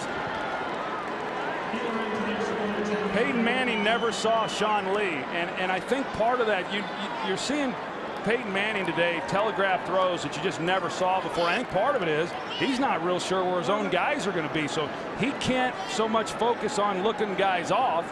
He's trying to figure out where his players are going to be, and as a result, these defensive players, safeties, and that time Sean Lee getting a jump on the ball. And so for Sean Lee, the 2nd-round pick, his first interception. 31-yard return for the touchdown, his first touchdown. And Peyton Manning has a talk with one of the young Colt receivers.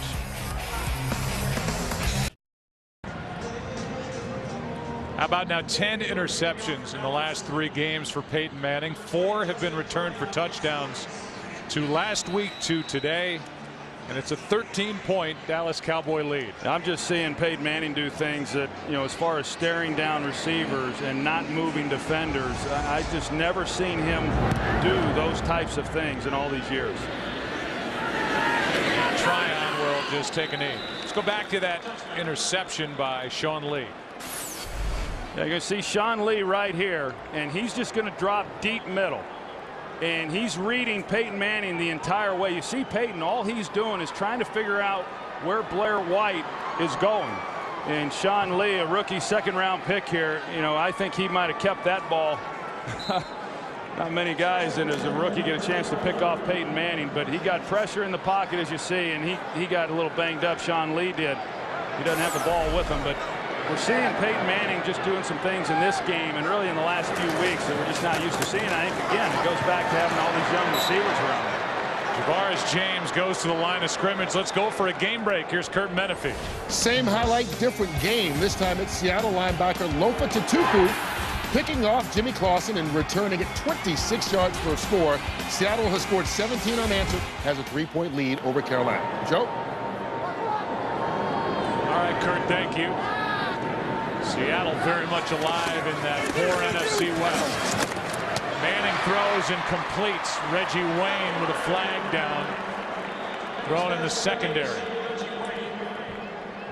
Yeah, it looked to me like that might be on Michael Jenkins. This could be the 2nd penalty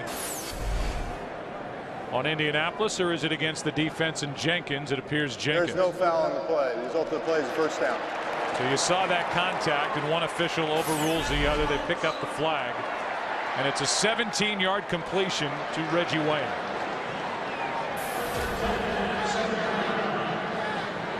Under 5 to play 3rd quarter.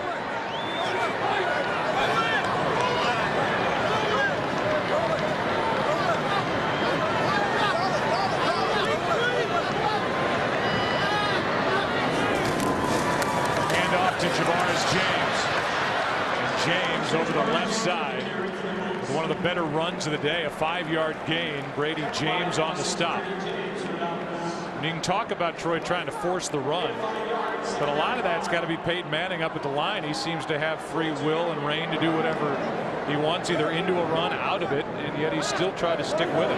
Yeah, I think he's trying to, because what he has seen this year is teams just playing coverage against him and just daring them to be able to stop the run or to be able to run the ball against a front that favors them. Here's James on a little drop-off pass, and Javaris going to fight for a first down. Peyton Manning has been in the playoffs as the two teams start to rough it up. No flags are thrown. Manning's been in the playoffs 10 times in his 12-year career coming into this season. Super Bowl team from a year ago. Right now, Indianapolis trying to win here to keep pace with Jacksonville, and they have their rematch with the Jaguars in 2 weeks. And remember that Jacksonville won the last time these two teams met.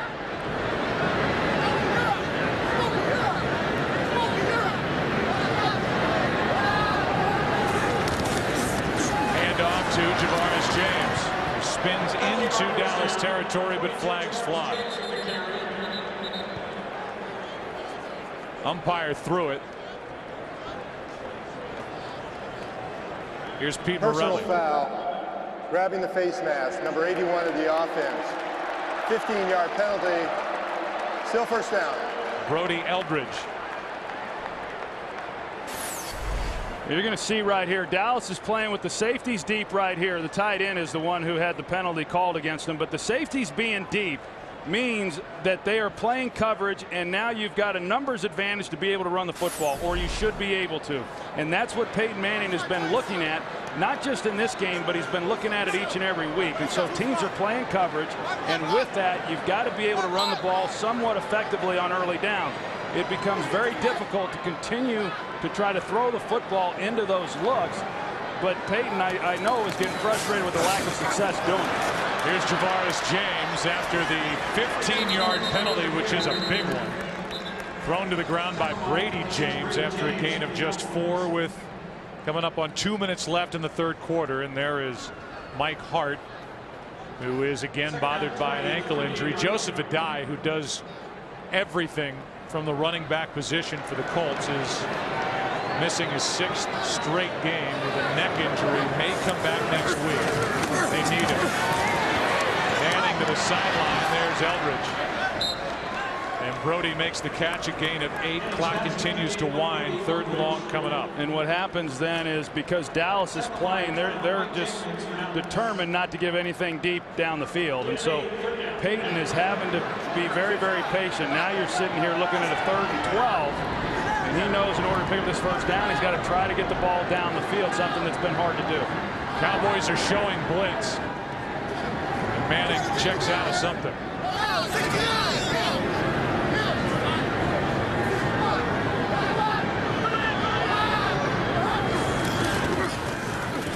Manning steps up, throws, and hits Blair White for a first down. A big completion from Peyton Manning of 13 yards. You know, well, Blair White's going to run a good route here, but Terrence Newman sees it, and he plays it very well. He was just a little bit late getting back to it, but he got his head around, saw that Blair White was coming out to the sideline, but the ball beat him before he was able to make a play. That was a good 3rd down conversion there by the Colts. Take the inside handoff. Manning down the middle. Pass is caught. Short of the end zone is Reggie Wayne. They'll mark him at the 1.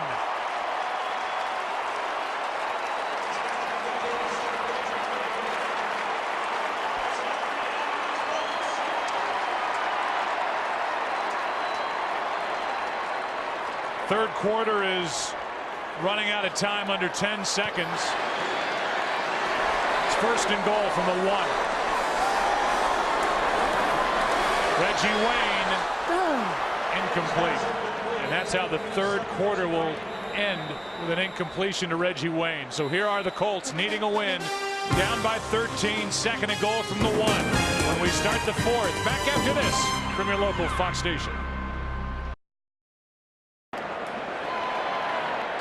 15 minutes to go as we start the 4th quarter. It's a 13-point game, and it's 2nd and goal for the Colts at the Dallas 1. And they're in a position where you'd like to line up and be able to try and pound it into the end zone, but they haven't been able to line up and pound anything. Here's the big completion to Reggie Wayne. Yeah, they had a nice route combination. They ran Jacob Tamme vertically on the safety to hold him, which forced then the one-on-one matchup with Michael Jenkins. James in a tailback. He gets it, and he fights his way in for the touchdown.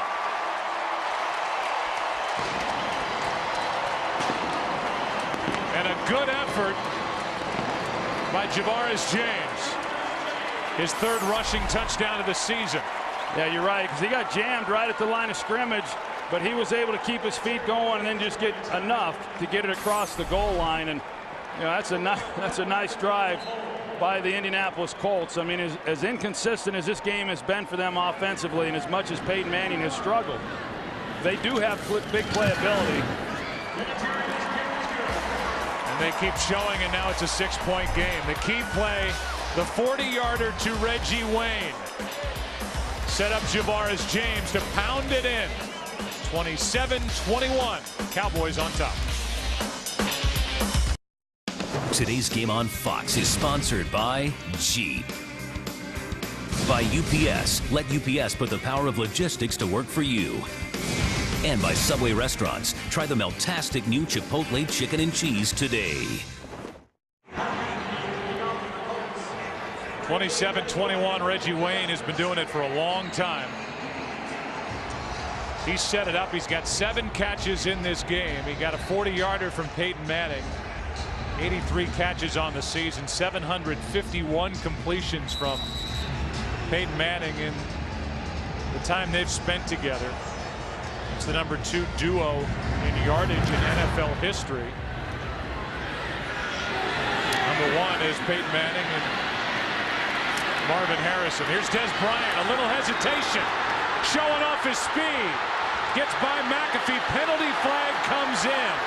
And Tryon saves a touchdown, but a flag is down at the 41.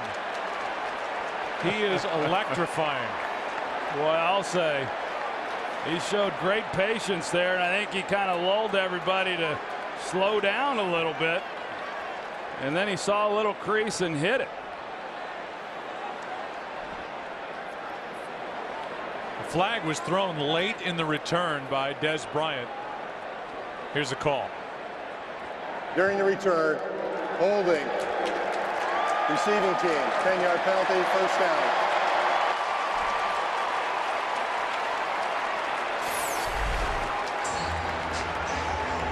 See him right here. Des Bryant stops for just a minute and then reverses field. Looked like the call might have been right there on Sam Hurd, number 17.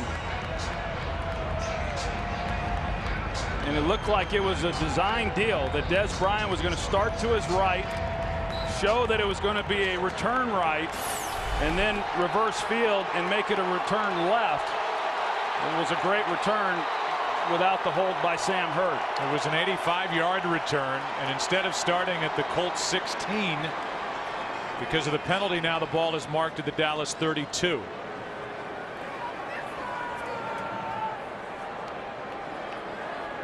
So a little stoppage prior to first down, Dallas. The snap of the football, and here we go. Dallas up by 6.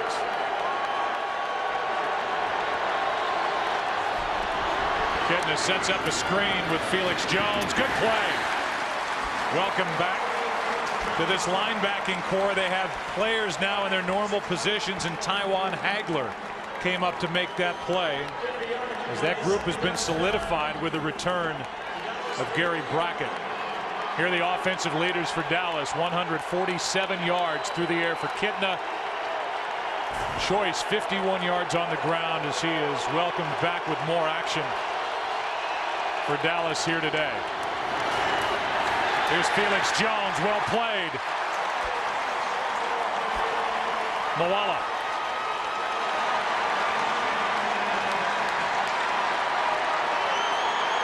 Third and 7.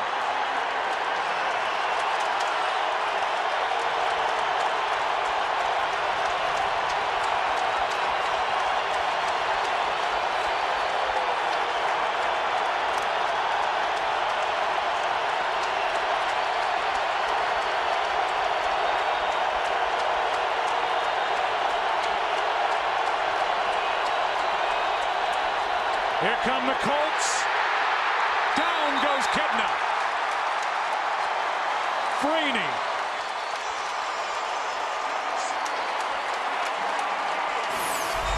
Well, Dwight Freeney, you're going to see the spin move right here up top. Him one-on-one on Doug Free, and he gets Doug Free worrying about the speed rush to the outside, the spin move underneath. John Kitna going down with a sack. And this defense for the Colts just stepped up. 8th sack of the year for Freeney. And that's his first tackle overall in this game. And it's blocked. blocked by the Colts, into the end zone, touchdown, Taj Smith.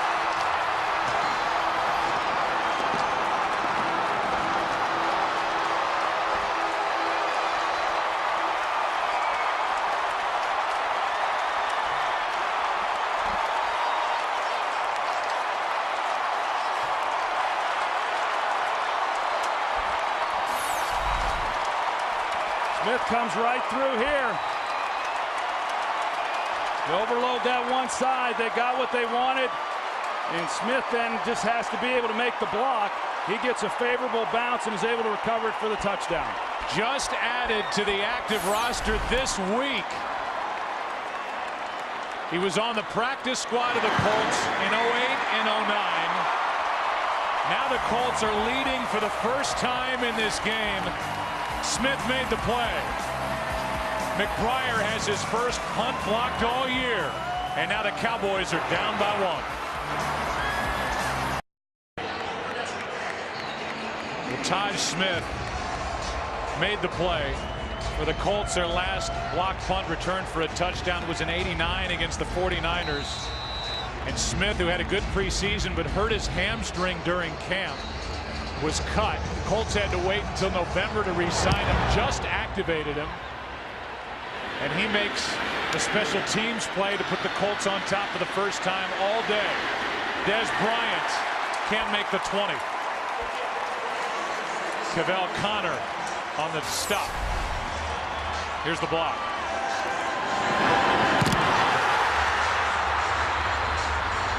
Smith then appeared to be down before getting into the end zone, but they call it a touchdown. No red flag was thrown. He would have clearly been short of the end zone, but then you're talking about first and goal from the 1. Now Dez Bryant, the rookie, is down and needing attention from the Cowboys training staff. We'll take a break as they hold their breath on the Dallas side. Today's game on Fox is sponsored by Verizon, the official wireless service provider of the NFL.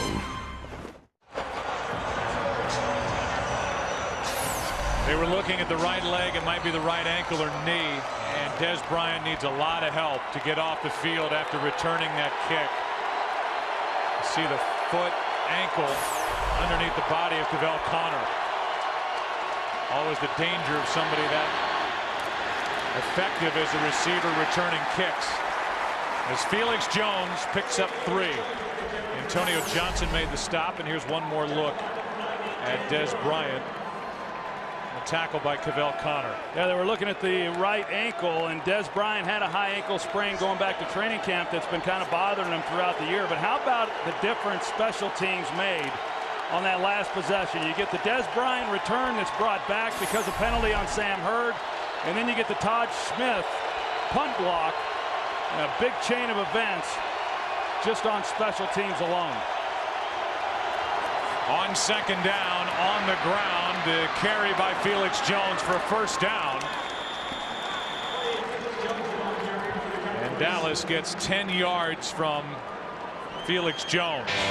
The first ever American Country Awards, hosted by Trace Atkins. Over 15 performances from country music's biggest stars.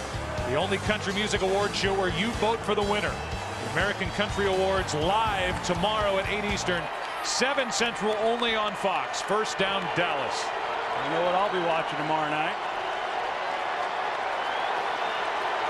From the 33. Cowboys with 152 rush yards on the day. Tashard Choice adds 3 more. So the Colts, who trailed 17-0 1 minute into the second quarter of this game, now lead at 28-27.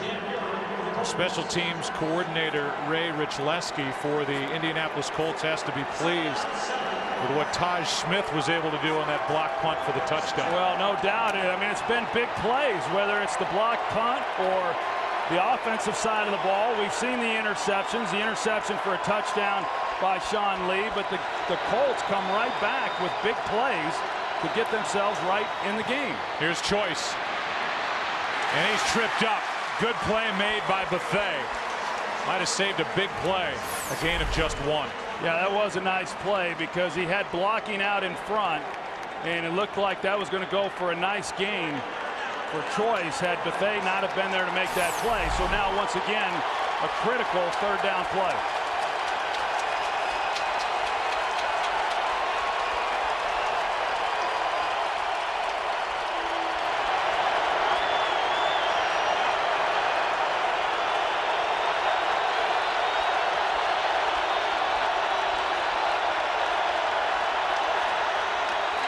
Extra men on the rush, and the pass complete for a first down to Witten. 10 yards and a first down, a third down conversion, third catch for Jason Witten. We haven't seen the Colts bring a lot of pressure. They brought linebacker there, Tywan Hagler. Then he has to be the guy who comes over and covers Jason Witten. If Jason Witten releases vertically off the ball, it's going to be very difficult, as it was, for Hagler then to get there and make a play.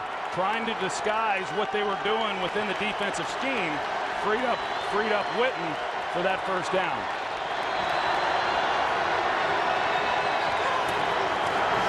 Handoff Felix Jones. He's been busy. A season-high running day for the Dallas Cowboys, a gain of 2. And Felix Jones, who has the only 100-yard individual rushing day this season for Dallas, is up around the 70-yard mark. He's carried it 17 times for 68. Yeah, Dallas was going to have to come into this game and continue doing the things that they have done in recent weeks. Stay balanced, run the football, try to neutralize Dwight Freeney and Robert Mathis. They have not only been able to run the ball, but they've been able to run the ball well. You know, it's one thing to have rushing attempts. It's another thing to have success while you're doing that. Kevin Ogletree is in the lineup now for Dallas. Here's Witten.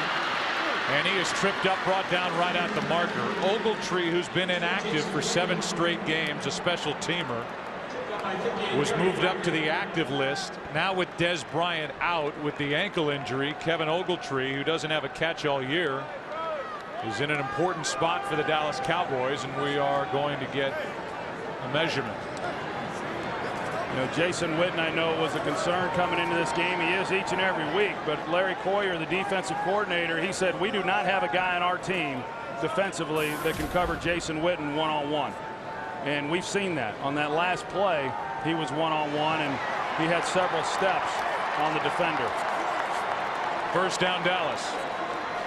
You talk about Larry Coyer, defensive coordinator. It's up to his group after the Colts in a really important game here, with a record of 6-5, having lost 3 of their last 4, and at the moment trailing the Jaguars in the division. Have lost the head-to-head to Jacksonville earlier in the year. Coyer's defense has to make a stop.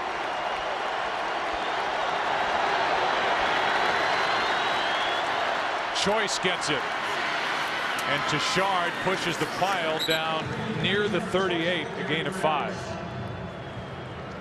Big Leonard Davis pulled on that power play to the left. And I know, I laugh because Leonard Davis has struggled a little bit this year. But what did Larry Coyer tell us on Friday? He said, I'm watching film on the Cowboys, and Leonard Davis is about the biggest human being I've ever seen, and I find myself just mesmerized watching him on film. I'm surprised he even saw what Jason Witten did on film based on listening to him, because Leonard Davis is an awfully big man. 355 pounds. Here's a toss to Choice. Tashard Choice, another big run. Averaged 5 yards a carry his first 2 seasons in the NFL. He is over 6 yards a carry today. That's good for 26. Well, they're able to take advantage of the pursuit by Dwight Freeney. You're going to see him here up the field, and then you get him outflanked, and it works still because you're able to then get Jason Witten up on Justin Tyrone, the corner. And so because Freeney's not staying with contain, he's trying to crash down on the ball carrier, and then with the block by Witten, you get the gain you got. 26-yard carry. Here's Felix Jones. Hesitates, takes it just inside the 10, picks up 3. And so Choice, Troy, has a 20-yard touchdown run, now a 26-yarder, and he is gassed over on the sideline. Hey, I think this guy's a player. I mean, we talked about it there in the first half, Joe. When he's had his chances and he's had 10 carries or more in a game, this guy has averaged over the last 3 years over 4 yards a carry. He's done that again here this afternoon. I think he's earned the right to get a lot more carries than what we've seen from him this year. Here's Felix Jones, a yard shy of a first down. And right now the Dallas Cowboys are close to a 200-yard rushing day as a group. Last time they did that was week 3 of last year, and the play selection 50-50 under Jason Garrett at the start of the day. And now today they are way more run heavy. Well, I like that, under Phillips and then under Garrett. Meanwhile, Jason Garrett's been calling the plays all season. It's 3rd and 1.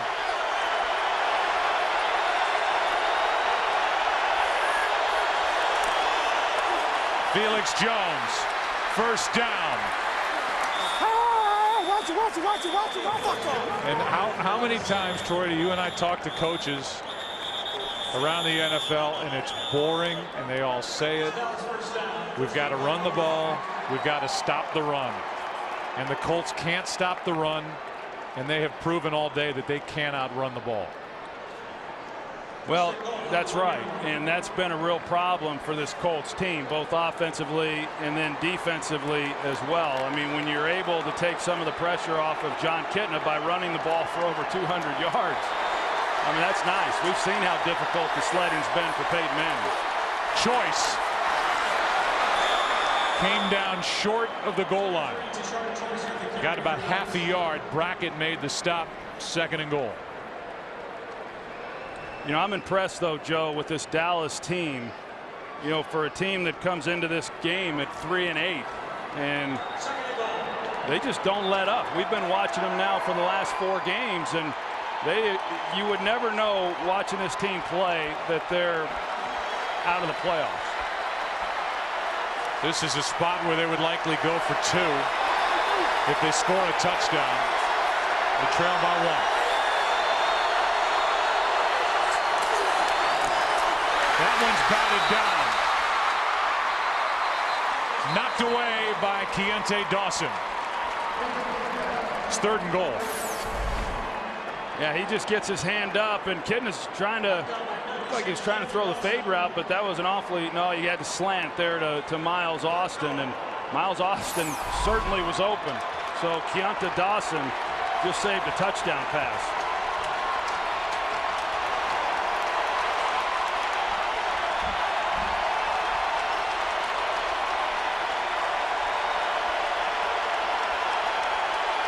If you're going to say you got a big, powerful offensive line, you run the ball right here.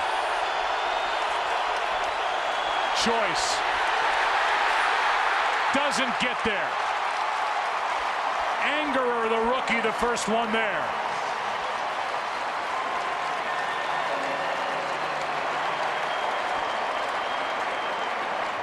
Well, Martellus Bennett gets blown off the ball. You're going to see him here. He's got a block down, and he gets pressure in the backfield, and then there's just nowhere for Tashard Choice to go. That is a great job defensively by Indianapolis when Dallas got 1st and goal from about the 1-yard line, and to keep them from scoring a touchdown and holding them here to a field goal. That's just an excellent job.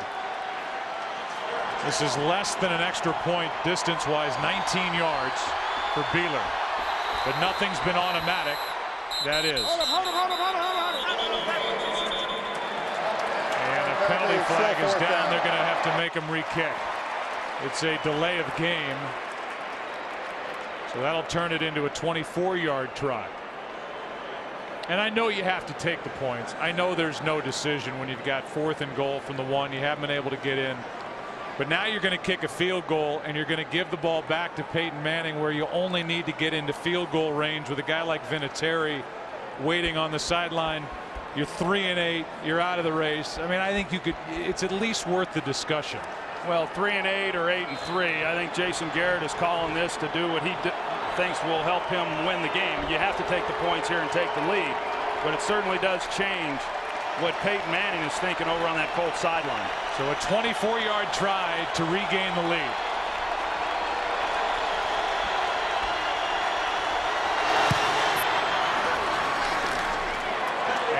Flag is down again.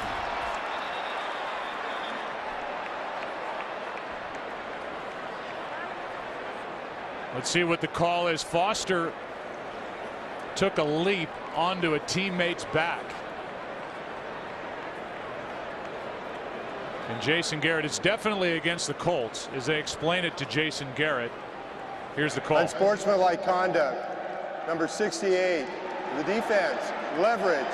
Half the distance to the goal. Automatic first down. So now the Dallas Cowboys take the points off the board and have an automatic first down. And it was Eric Foster, by using leverage, guilty of the unsportsmanlike conduct. So the offense comes back onto the field for the Dallas Cowboys. It's 1st and goal again. Watch 68 there leaping on the back of Gerard. So there was no teammate, but he ends up on the back of Gerard. And that's the call to set up. Yeah, but I think they missed one there, Joe. I don't know that that's necessarily illegal. I know you can't use your own player, your own teammate, to go up on somebody. Well, we have Mike Pereira to talk to, and we will get a clarification on this. But it's 1st and goal according to this officiating crew. Choice knocked down by Lacey at the 2. A gain of 1. It's 2nd and goal. That's a nice job there by Jacob Lacey. Mike Pereira is with us. What did you think of that call, Mike? That's leverage. You know, it doesn't make a difference if you go onto a teammate or an opponent. You can't put a knee or a foot on top of an opponent or a teammate and extend for height. If you do extend, reach that hand up to try to block the kick, it's actually the classic definition of leverage. So there you go. The proper call made to give the Cowboys this golden opportunity down by 1. Here's Choice. Good job by this Colts defense. Muir the first one there. And now it's 3rd and goal.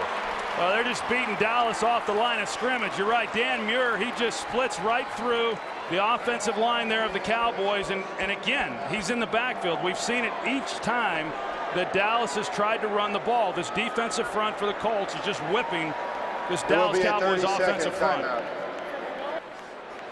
And now a timeout is taken by Indianapolis.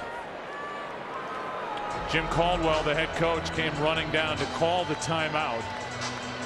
And the leverage call could mean nothing more than just taking time off the clock if the Colts defense can't come up with a stop here on 3rd and goal. As it is, 2:43 left, and the Colts now have just 1 timeout remaining. It seems at this point inevitable, barring something out of the ordinary, that the Colts are going to find themselves trailing. The question is by how much. The day for Manning, the day for Kitna, who's thrown for 164 yards. Here we go. Well, they won't be running it here.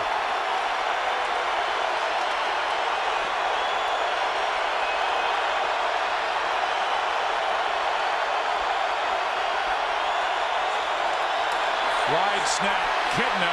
Far side. Witten. Touchdown. In front of Bethea.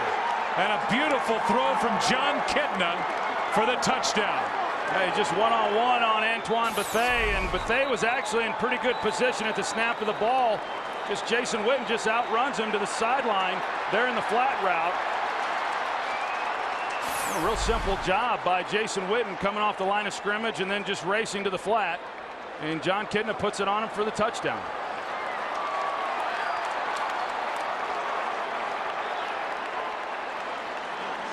So now going for 2 are the Cowboys to try and make it a 7-point game.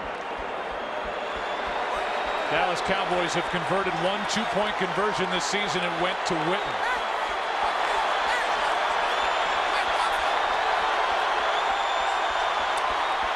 Kitna fires. Roy Williams. 2 points and a 7-point lead. What a throw from John Kitna. He laid it out there perfectly, and Roy Williams caught it in stride. The Colts defense can't make a stop. Cowboys got another chance because of the penalty. Turn it into 8 points and lead by 7.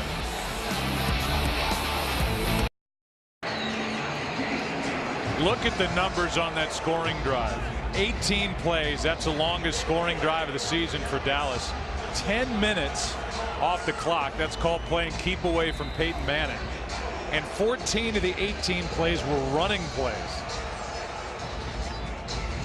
And so even though it had been 347 games since the Colts had last blocked a punt for a touchdown, it gave them the lead. The Cowboys crammed it right down their throat for 8 points, and they lead by 7. Here's Tryon. Can't make the 20. And a good play made by Danny McCray, a return of 19 yards. And here comes Peyton Manning, and it is all stacked up against Peyton Manning and the Colts on this drive, and maybe for the season. Last time they missed the playoffs, 2001. If they lose today, they're a full game plus behind Jacksonville. Plus, because they've lost to Jacksonville head-to-head, they have them here in 2 weeks. Peyton Manning said to us, the wild card option is dead. We've got to win the division to get to the postseason. Quick throw, broken up by Jenkins. Pass intended for Reggie Wayne. Let's go to Kurt Menefee for a game break. Tampa Bay intercepted Matt Ryan to set up this score. The running back Ernest Graham to John Gilmore on the trick play, 23-14, pending the extra point. Tampa trying to go up by 10 with 10 left. Joe, Troy, and Pam.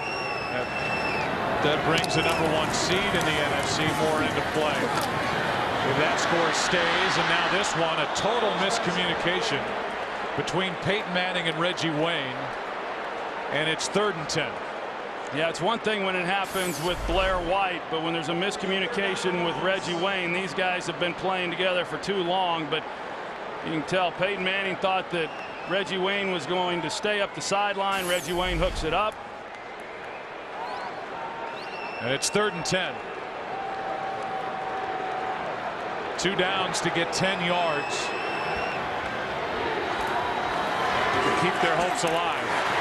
Manning scrambles and finds Wayne for a first down. Had to step up Peyton Manning, and he found Reggie Wayne for 18 yards. He's having to navigate his own guy in the offensive line. You know, you get pressure from the defensive front, but now he's starting to get pressure from his own players. And with 2:08 remaining, the clock is stopped because Sensabaugh can't get up. You think about the success with the Colts. This is the only team with 10 or more wins and a playoff berth every year since 2002. 8 straight years in the playoffs. 12 or more wins 7 straight years, and they won't make 8. That ends here in 2010, but a streak that started in 03. And yet here they are at 6-5 and staring at 6-6 without a rally here with 2:13 left. Well, hey, I would say that even with some of his guys not here, you know, Dallas Clark, Anthony Gonzalez, Austin Collie, Joseph Adai, we've seen it too many times from Peyton Manning, regardless of who's been on the field with him. I just don't know that you can bet against Peyton Manning in this situation based on his track record. I know it hasn't gone as well this year. We've seen him make some mistakes late in games just like this. We saw it against New England a few weeks ago. But for my money, I'd still put it on Peyton Manning. So now you've got Sensabaugh still hurt. Scandrick is out with a concussion. And a rookie safety, Barry Church, a free agent out of Toledo, has to come in the game. So they're thin back there, and that's important against a guy like Manning, obviously. Yeah, don't think that's lost on Peyton Manning. Manning slings it, passes caught. What a catch. That's Reggie Wayne again for 13 yards. And we are at the 2-minute warning in Indianapolis. Here come the Colts. Down by 7. 2 to play in Indy.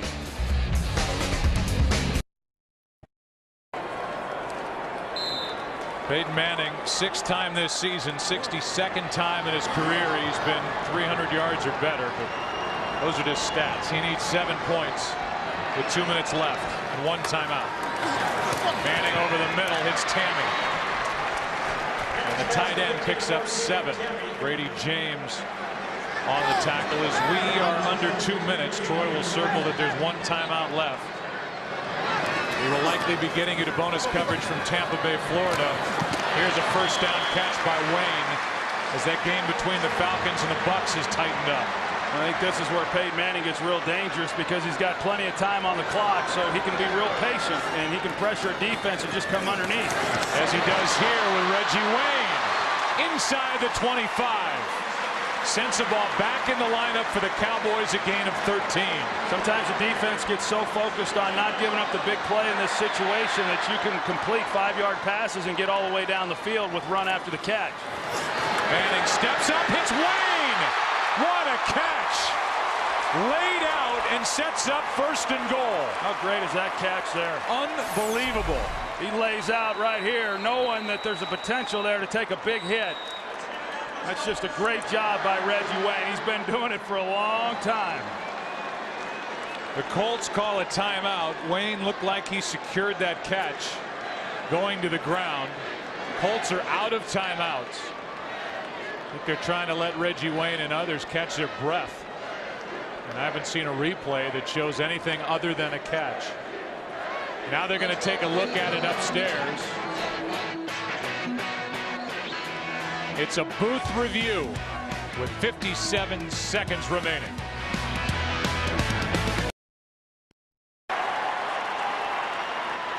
Here's the call. He may have already made it. Here's a call from Pete Morelli. After reviewing the play, the ruling on the field is confirmed. It is a catch.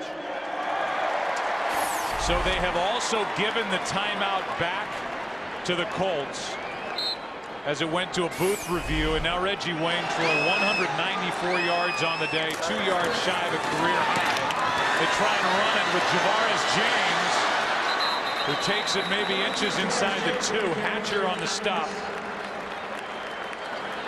It'll be 2nd and goal. Again, 1 timeout left for the Colts.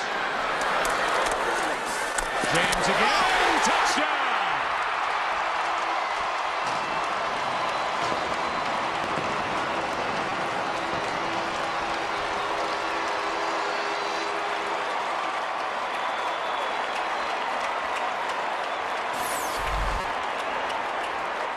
Well, Javaris James, they got the push, double team on the right side. He just takes it right over the center, and you know, Peyton got him to the line in a hurry, and you knew that after that last run they got good yardage. You wanted to come right back to the same play. He does, and it's enough for the touchdown. How about Javaris James as we're now tied at 35.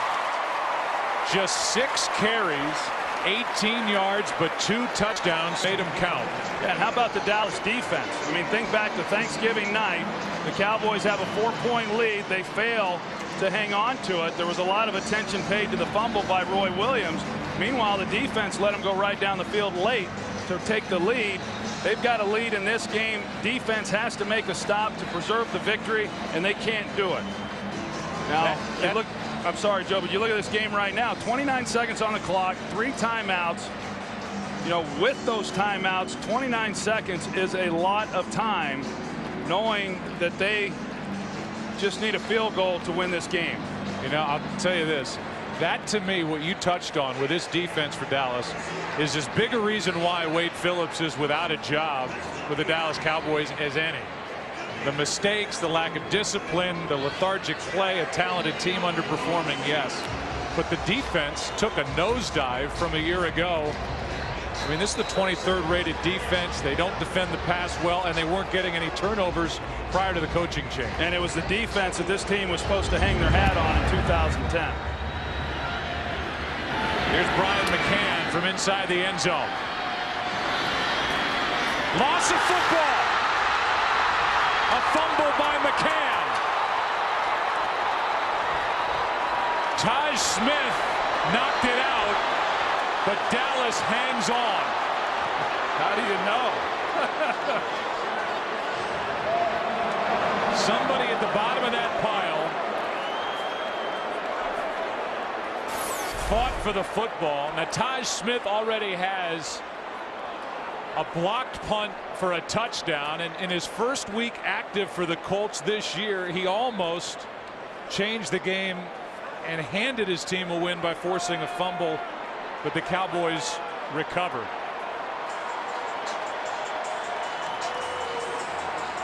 And it was recovered by Miller. That's Lanye Miller, who was just added to the active roster of backup running back. 21 seconds left. Dallas is just going to say, we'll take this thing into overtime. Despite 3 timeouts, with 21 seconds left, Jason Garrett will head to overtime for the first time. You know, and some may look at that as very odd with 3 timeouts, and you know, in certain circumstances, I think you'd say, okay, hey, let's go see what we can do. But Jason Garrett, as the head coach, he's got to make that decision based on where he thinks his team is at this time. He didn't feel good about it. We're going to regroup, and we're going to see what can happen here in overtime. So here are the overtime rules. The coin toss determines the possession. Remember, the rule change will take effect in the postseason, where if one team goes down and gets a field goal, the other team has a chance to answer. That won't happen in the regular season. 15-minute quarter, you can have a tie. 2 timeouts per team. All replays from the booth. How about Peyton Manning, though? I mean, he comes in, he needs a touchdown to extend this game, shorthanded, and he delivers. How about Reggie Wayne?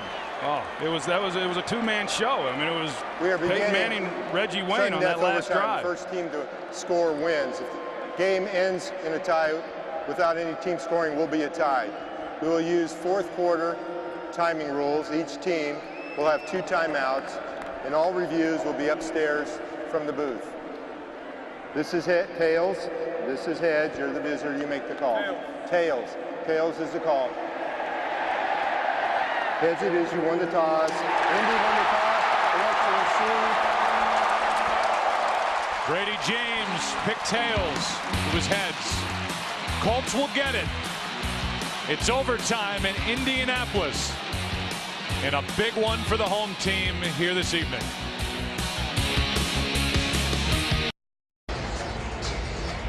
If you're just joining us, here's what Peyton Manning and his 6-5 Colts have overcome today. Look at the scoring. Dallas led by 17 early in the second quarter, by 10 at the half, and by 13 points entering the fourth quarter. And Peyton Manning just took his team down with under 3 to play. Got him into the end zone after the Cowboys had scored a touchdown and then converted the 2-point conversion. And so now here in overtime, the Colts will start at their 20. If you're just joining us, here's why it's important. Jacksonville won today over Tennessee. They're 7-5. Jacksonville has already defeated Indianapolis this season. They meet here in 2 weeks.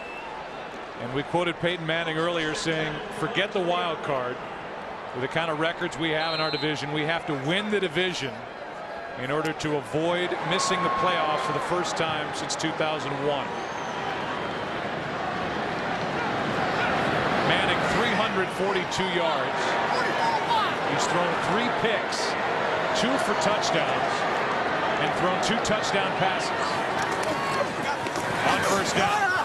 Here's Javaris James up the sideline, and all the momentum is with the Indianapolis Colts right now. Yeah, and here's what happens in an overtime situation is there's a tendency for viewers to think, okay, well, you play it just like you would, you know, any other series during the ball game. That's not true, because this is still basically a 2-minute situation, only you're not held up against the clock. You have plenty of time, but there's urgency on both sides of the ball.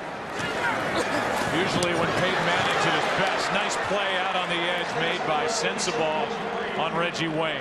That's right. So now you still have the sense of urgency by the defense, knowing they got to make a stop. Same thing with the offense.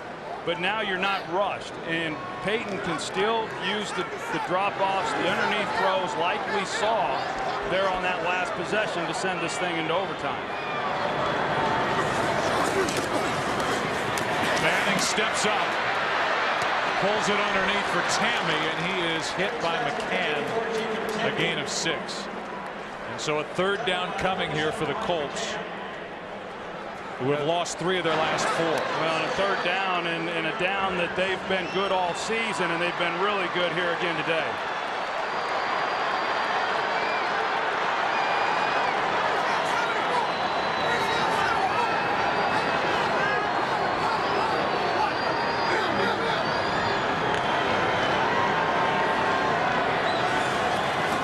On 3rd 4. Manning fires, dropped.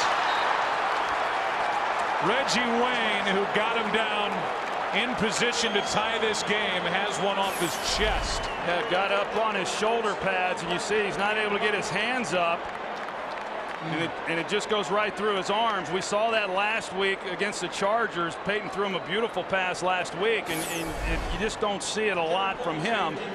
And that was a first down if he makes that play. Des Bryant left with an ankle injury. He has returned 2 punts for a touchdown this season. Ryan McCann has 1, and he's one of 2 guys back. He's the deepest. McAfee hits it, and it's a good high hanging punt. Fair catch. Called for by McCann at the 17. So here comes John Kitna. And if you're just joining us, this is the 6th straight start for Kitna, taking place of the injured Tony Romo, who broke his collarbone at home against the Giants. And over the last 5 weeks coming in, Kitna number 3 in the NFL in passing yardage, behind Peyton and Mark Sanchez, number 4 in completion percentage, and he's had another strong game. Yeah, he has. He's been very efficient in this ball game. He's completed a high percentage of passes, hasn't thrown ball into danger. Felix Jones, and a nice play made by Muir. In the backfield, Jones got it back to the line of scrimmage, lost half a yard, and Muir made the play. I'll tell you, Dan Muir has he's had himself a game here in the latter half of this one. I mean, down there around the goal line and then coming right out here, first play in overtime, makes a play in the backfield.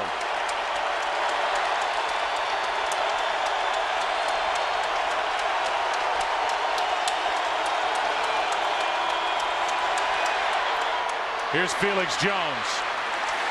Play made by Hagler. Gain of just 2. And now you get into that battle of field position as this Colts defense tries to make something happen. Well, this is when the big players step up, and Dwight Freeney had a nice bull rush on Doug Free right into the lap of John Kitna. I don't know if that's where he wanted to go with the ball, but it's where he had to throw it because he wasn't going to have any more time to hang on to it.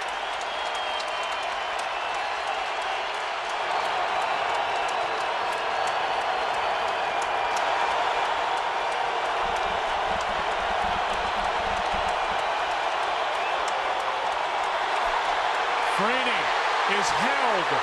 Penalty flag is down. Pass incomplete, but Freeney was held. Holding. Number 68.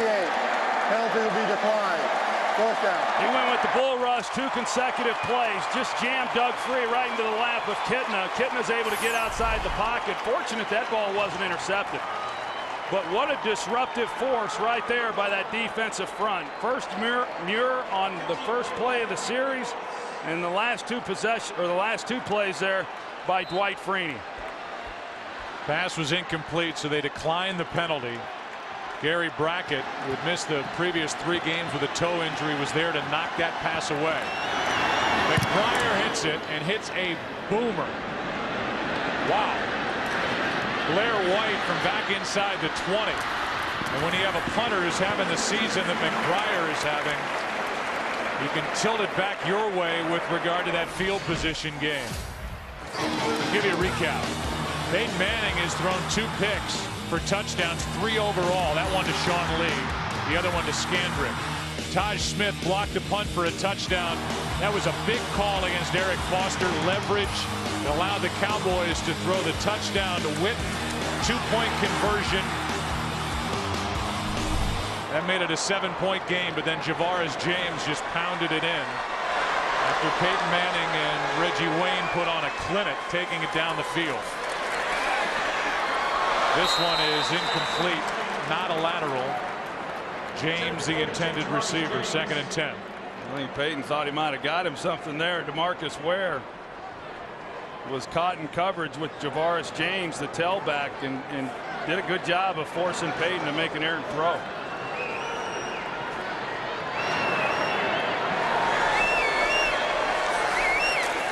Second down and 10. Pass is is caught by Reggie Wayne. It's a catch. It's a gain of 6. Third down coming up.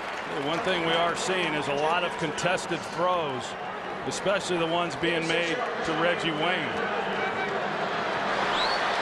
Jenkins with a good coverage. And he's been right in Reggie Wayne's face all day.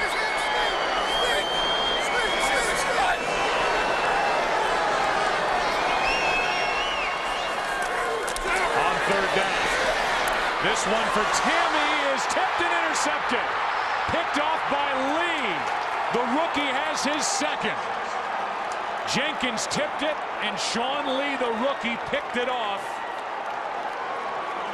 And it is the 4th interception thrown by Manning in this game. Yeah, and this time he didn't anticipate Michael Jenkins coming off of his man and getting underneath Jacob Tammy. You're going to see Tammy right here at tight end running the corner route, but Jenkins comes off of his man, Reggie Wayne, and then he's the one who got the hand on the ball. You see how he falls off of Wayne when he sees where Manning's going with the ball, and he tips it up for another interception to Sean Lee.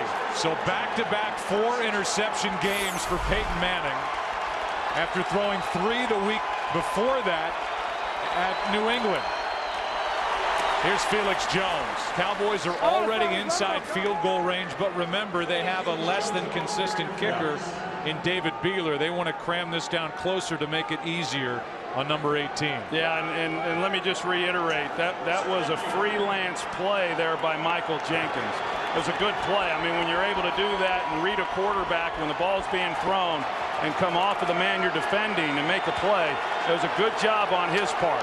2nd and 7.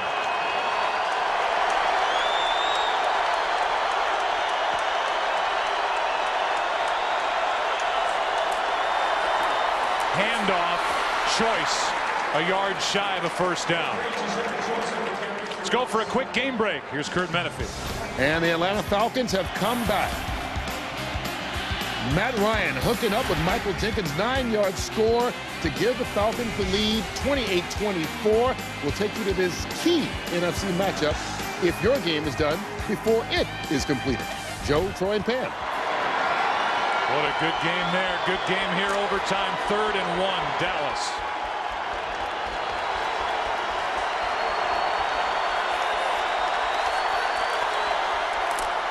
Handoff for a first down, Choice, and he's done it all day. 2 big runs, 1 for a touchdown, and now a first down inside the 25 to the 24. Well, it was really good vision by Tashard Choice, just seeing where the weak spot was in that defense. It wasn't badly played there by Indianapolis up front. The Cowboys had been struggling to move any type of yardage on the ground here in recent carries, but pick up a key first down on that last carry by Choice. Career high 96 yards for Choice. He gets it again and adds to it. How about a quick update on Dez Bryant? Here's Pam Oliver. Yeah, Joe, you mentioned Dez Bryant had that ankle injury. Well, we just got more official word on it. Bryant with the ankle injury, it is actually a fracture. Back to you. So the rookie who has 6 receiving touchdowns, 8 overall, fractures his ankle returning a kick. And his offensive teammates are trying to win this game. 2nd and 8. Choice again. And Tashard Choice picks up 2. And Choice now has the second 100-yard day for a Dallas Cowboy running back. And here comes Beeler into the game. Yeah, you saw Jason Garrett talking with special teams coordinator Joe DeCamillis, and that last carry was designed just to put the ball into the middle of the field, 3rd down here, and go ahead and attempt the field goal. Botch snap, you still have possession. So they'll try it on 3rd down. It's a 38-yard try to win it. And a timeout is taken. So Jason Garrett, timeout taken by the Colts. Jason Garrett, who's 2-1 as interim head coach, talking to Hudson Houck, the longtime offensive line coach of the Cowboys and other stops, told us before the game of all the head coaches he's seen talk to a room full of players, Jason Garrett is number 2 all time to the great John Robinson, who's actually here in the stadium today doing radio of this game, and he thinks the world of the job Garrett has done for a team that looked like it had quit. They were a fumble away from starting 3-0 under Garrett, and now they're a field goal away from winning here on the road at Indianapolis. The change that we've seen from the Cowboys here over the last 4 games under Jason Garrett as the head coach doesn't just happen. So when I'm told that, yeah, Jason Garrett has been really remarkable in front of the team and very effective, it's not a surprise based on what we see of their performance on the field. 38-yard try to win it, Beeler.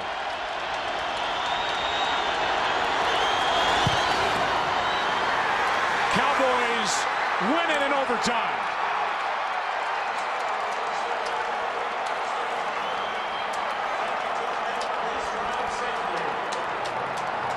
The Colts will leave here 6-6, and Jason Garrett, all smiles, will leave here 3-1. Overall, 4-8. But in this 8-game audition to try and become the head coach of the Dallas Cowboys, Jason Garrett is now 3-1. He's won at the Giants, at home against Detroit, lost to New Orleans on Thanksgiving, and wins at Indianapolis. Take a break and come back. Cowboys win it in overtime. More to come after this.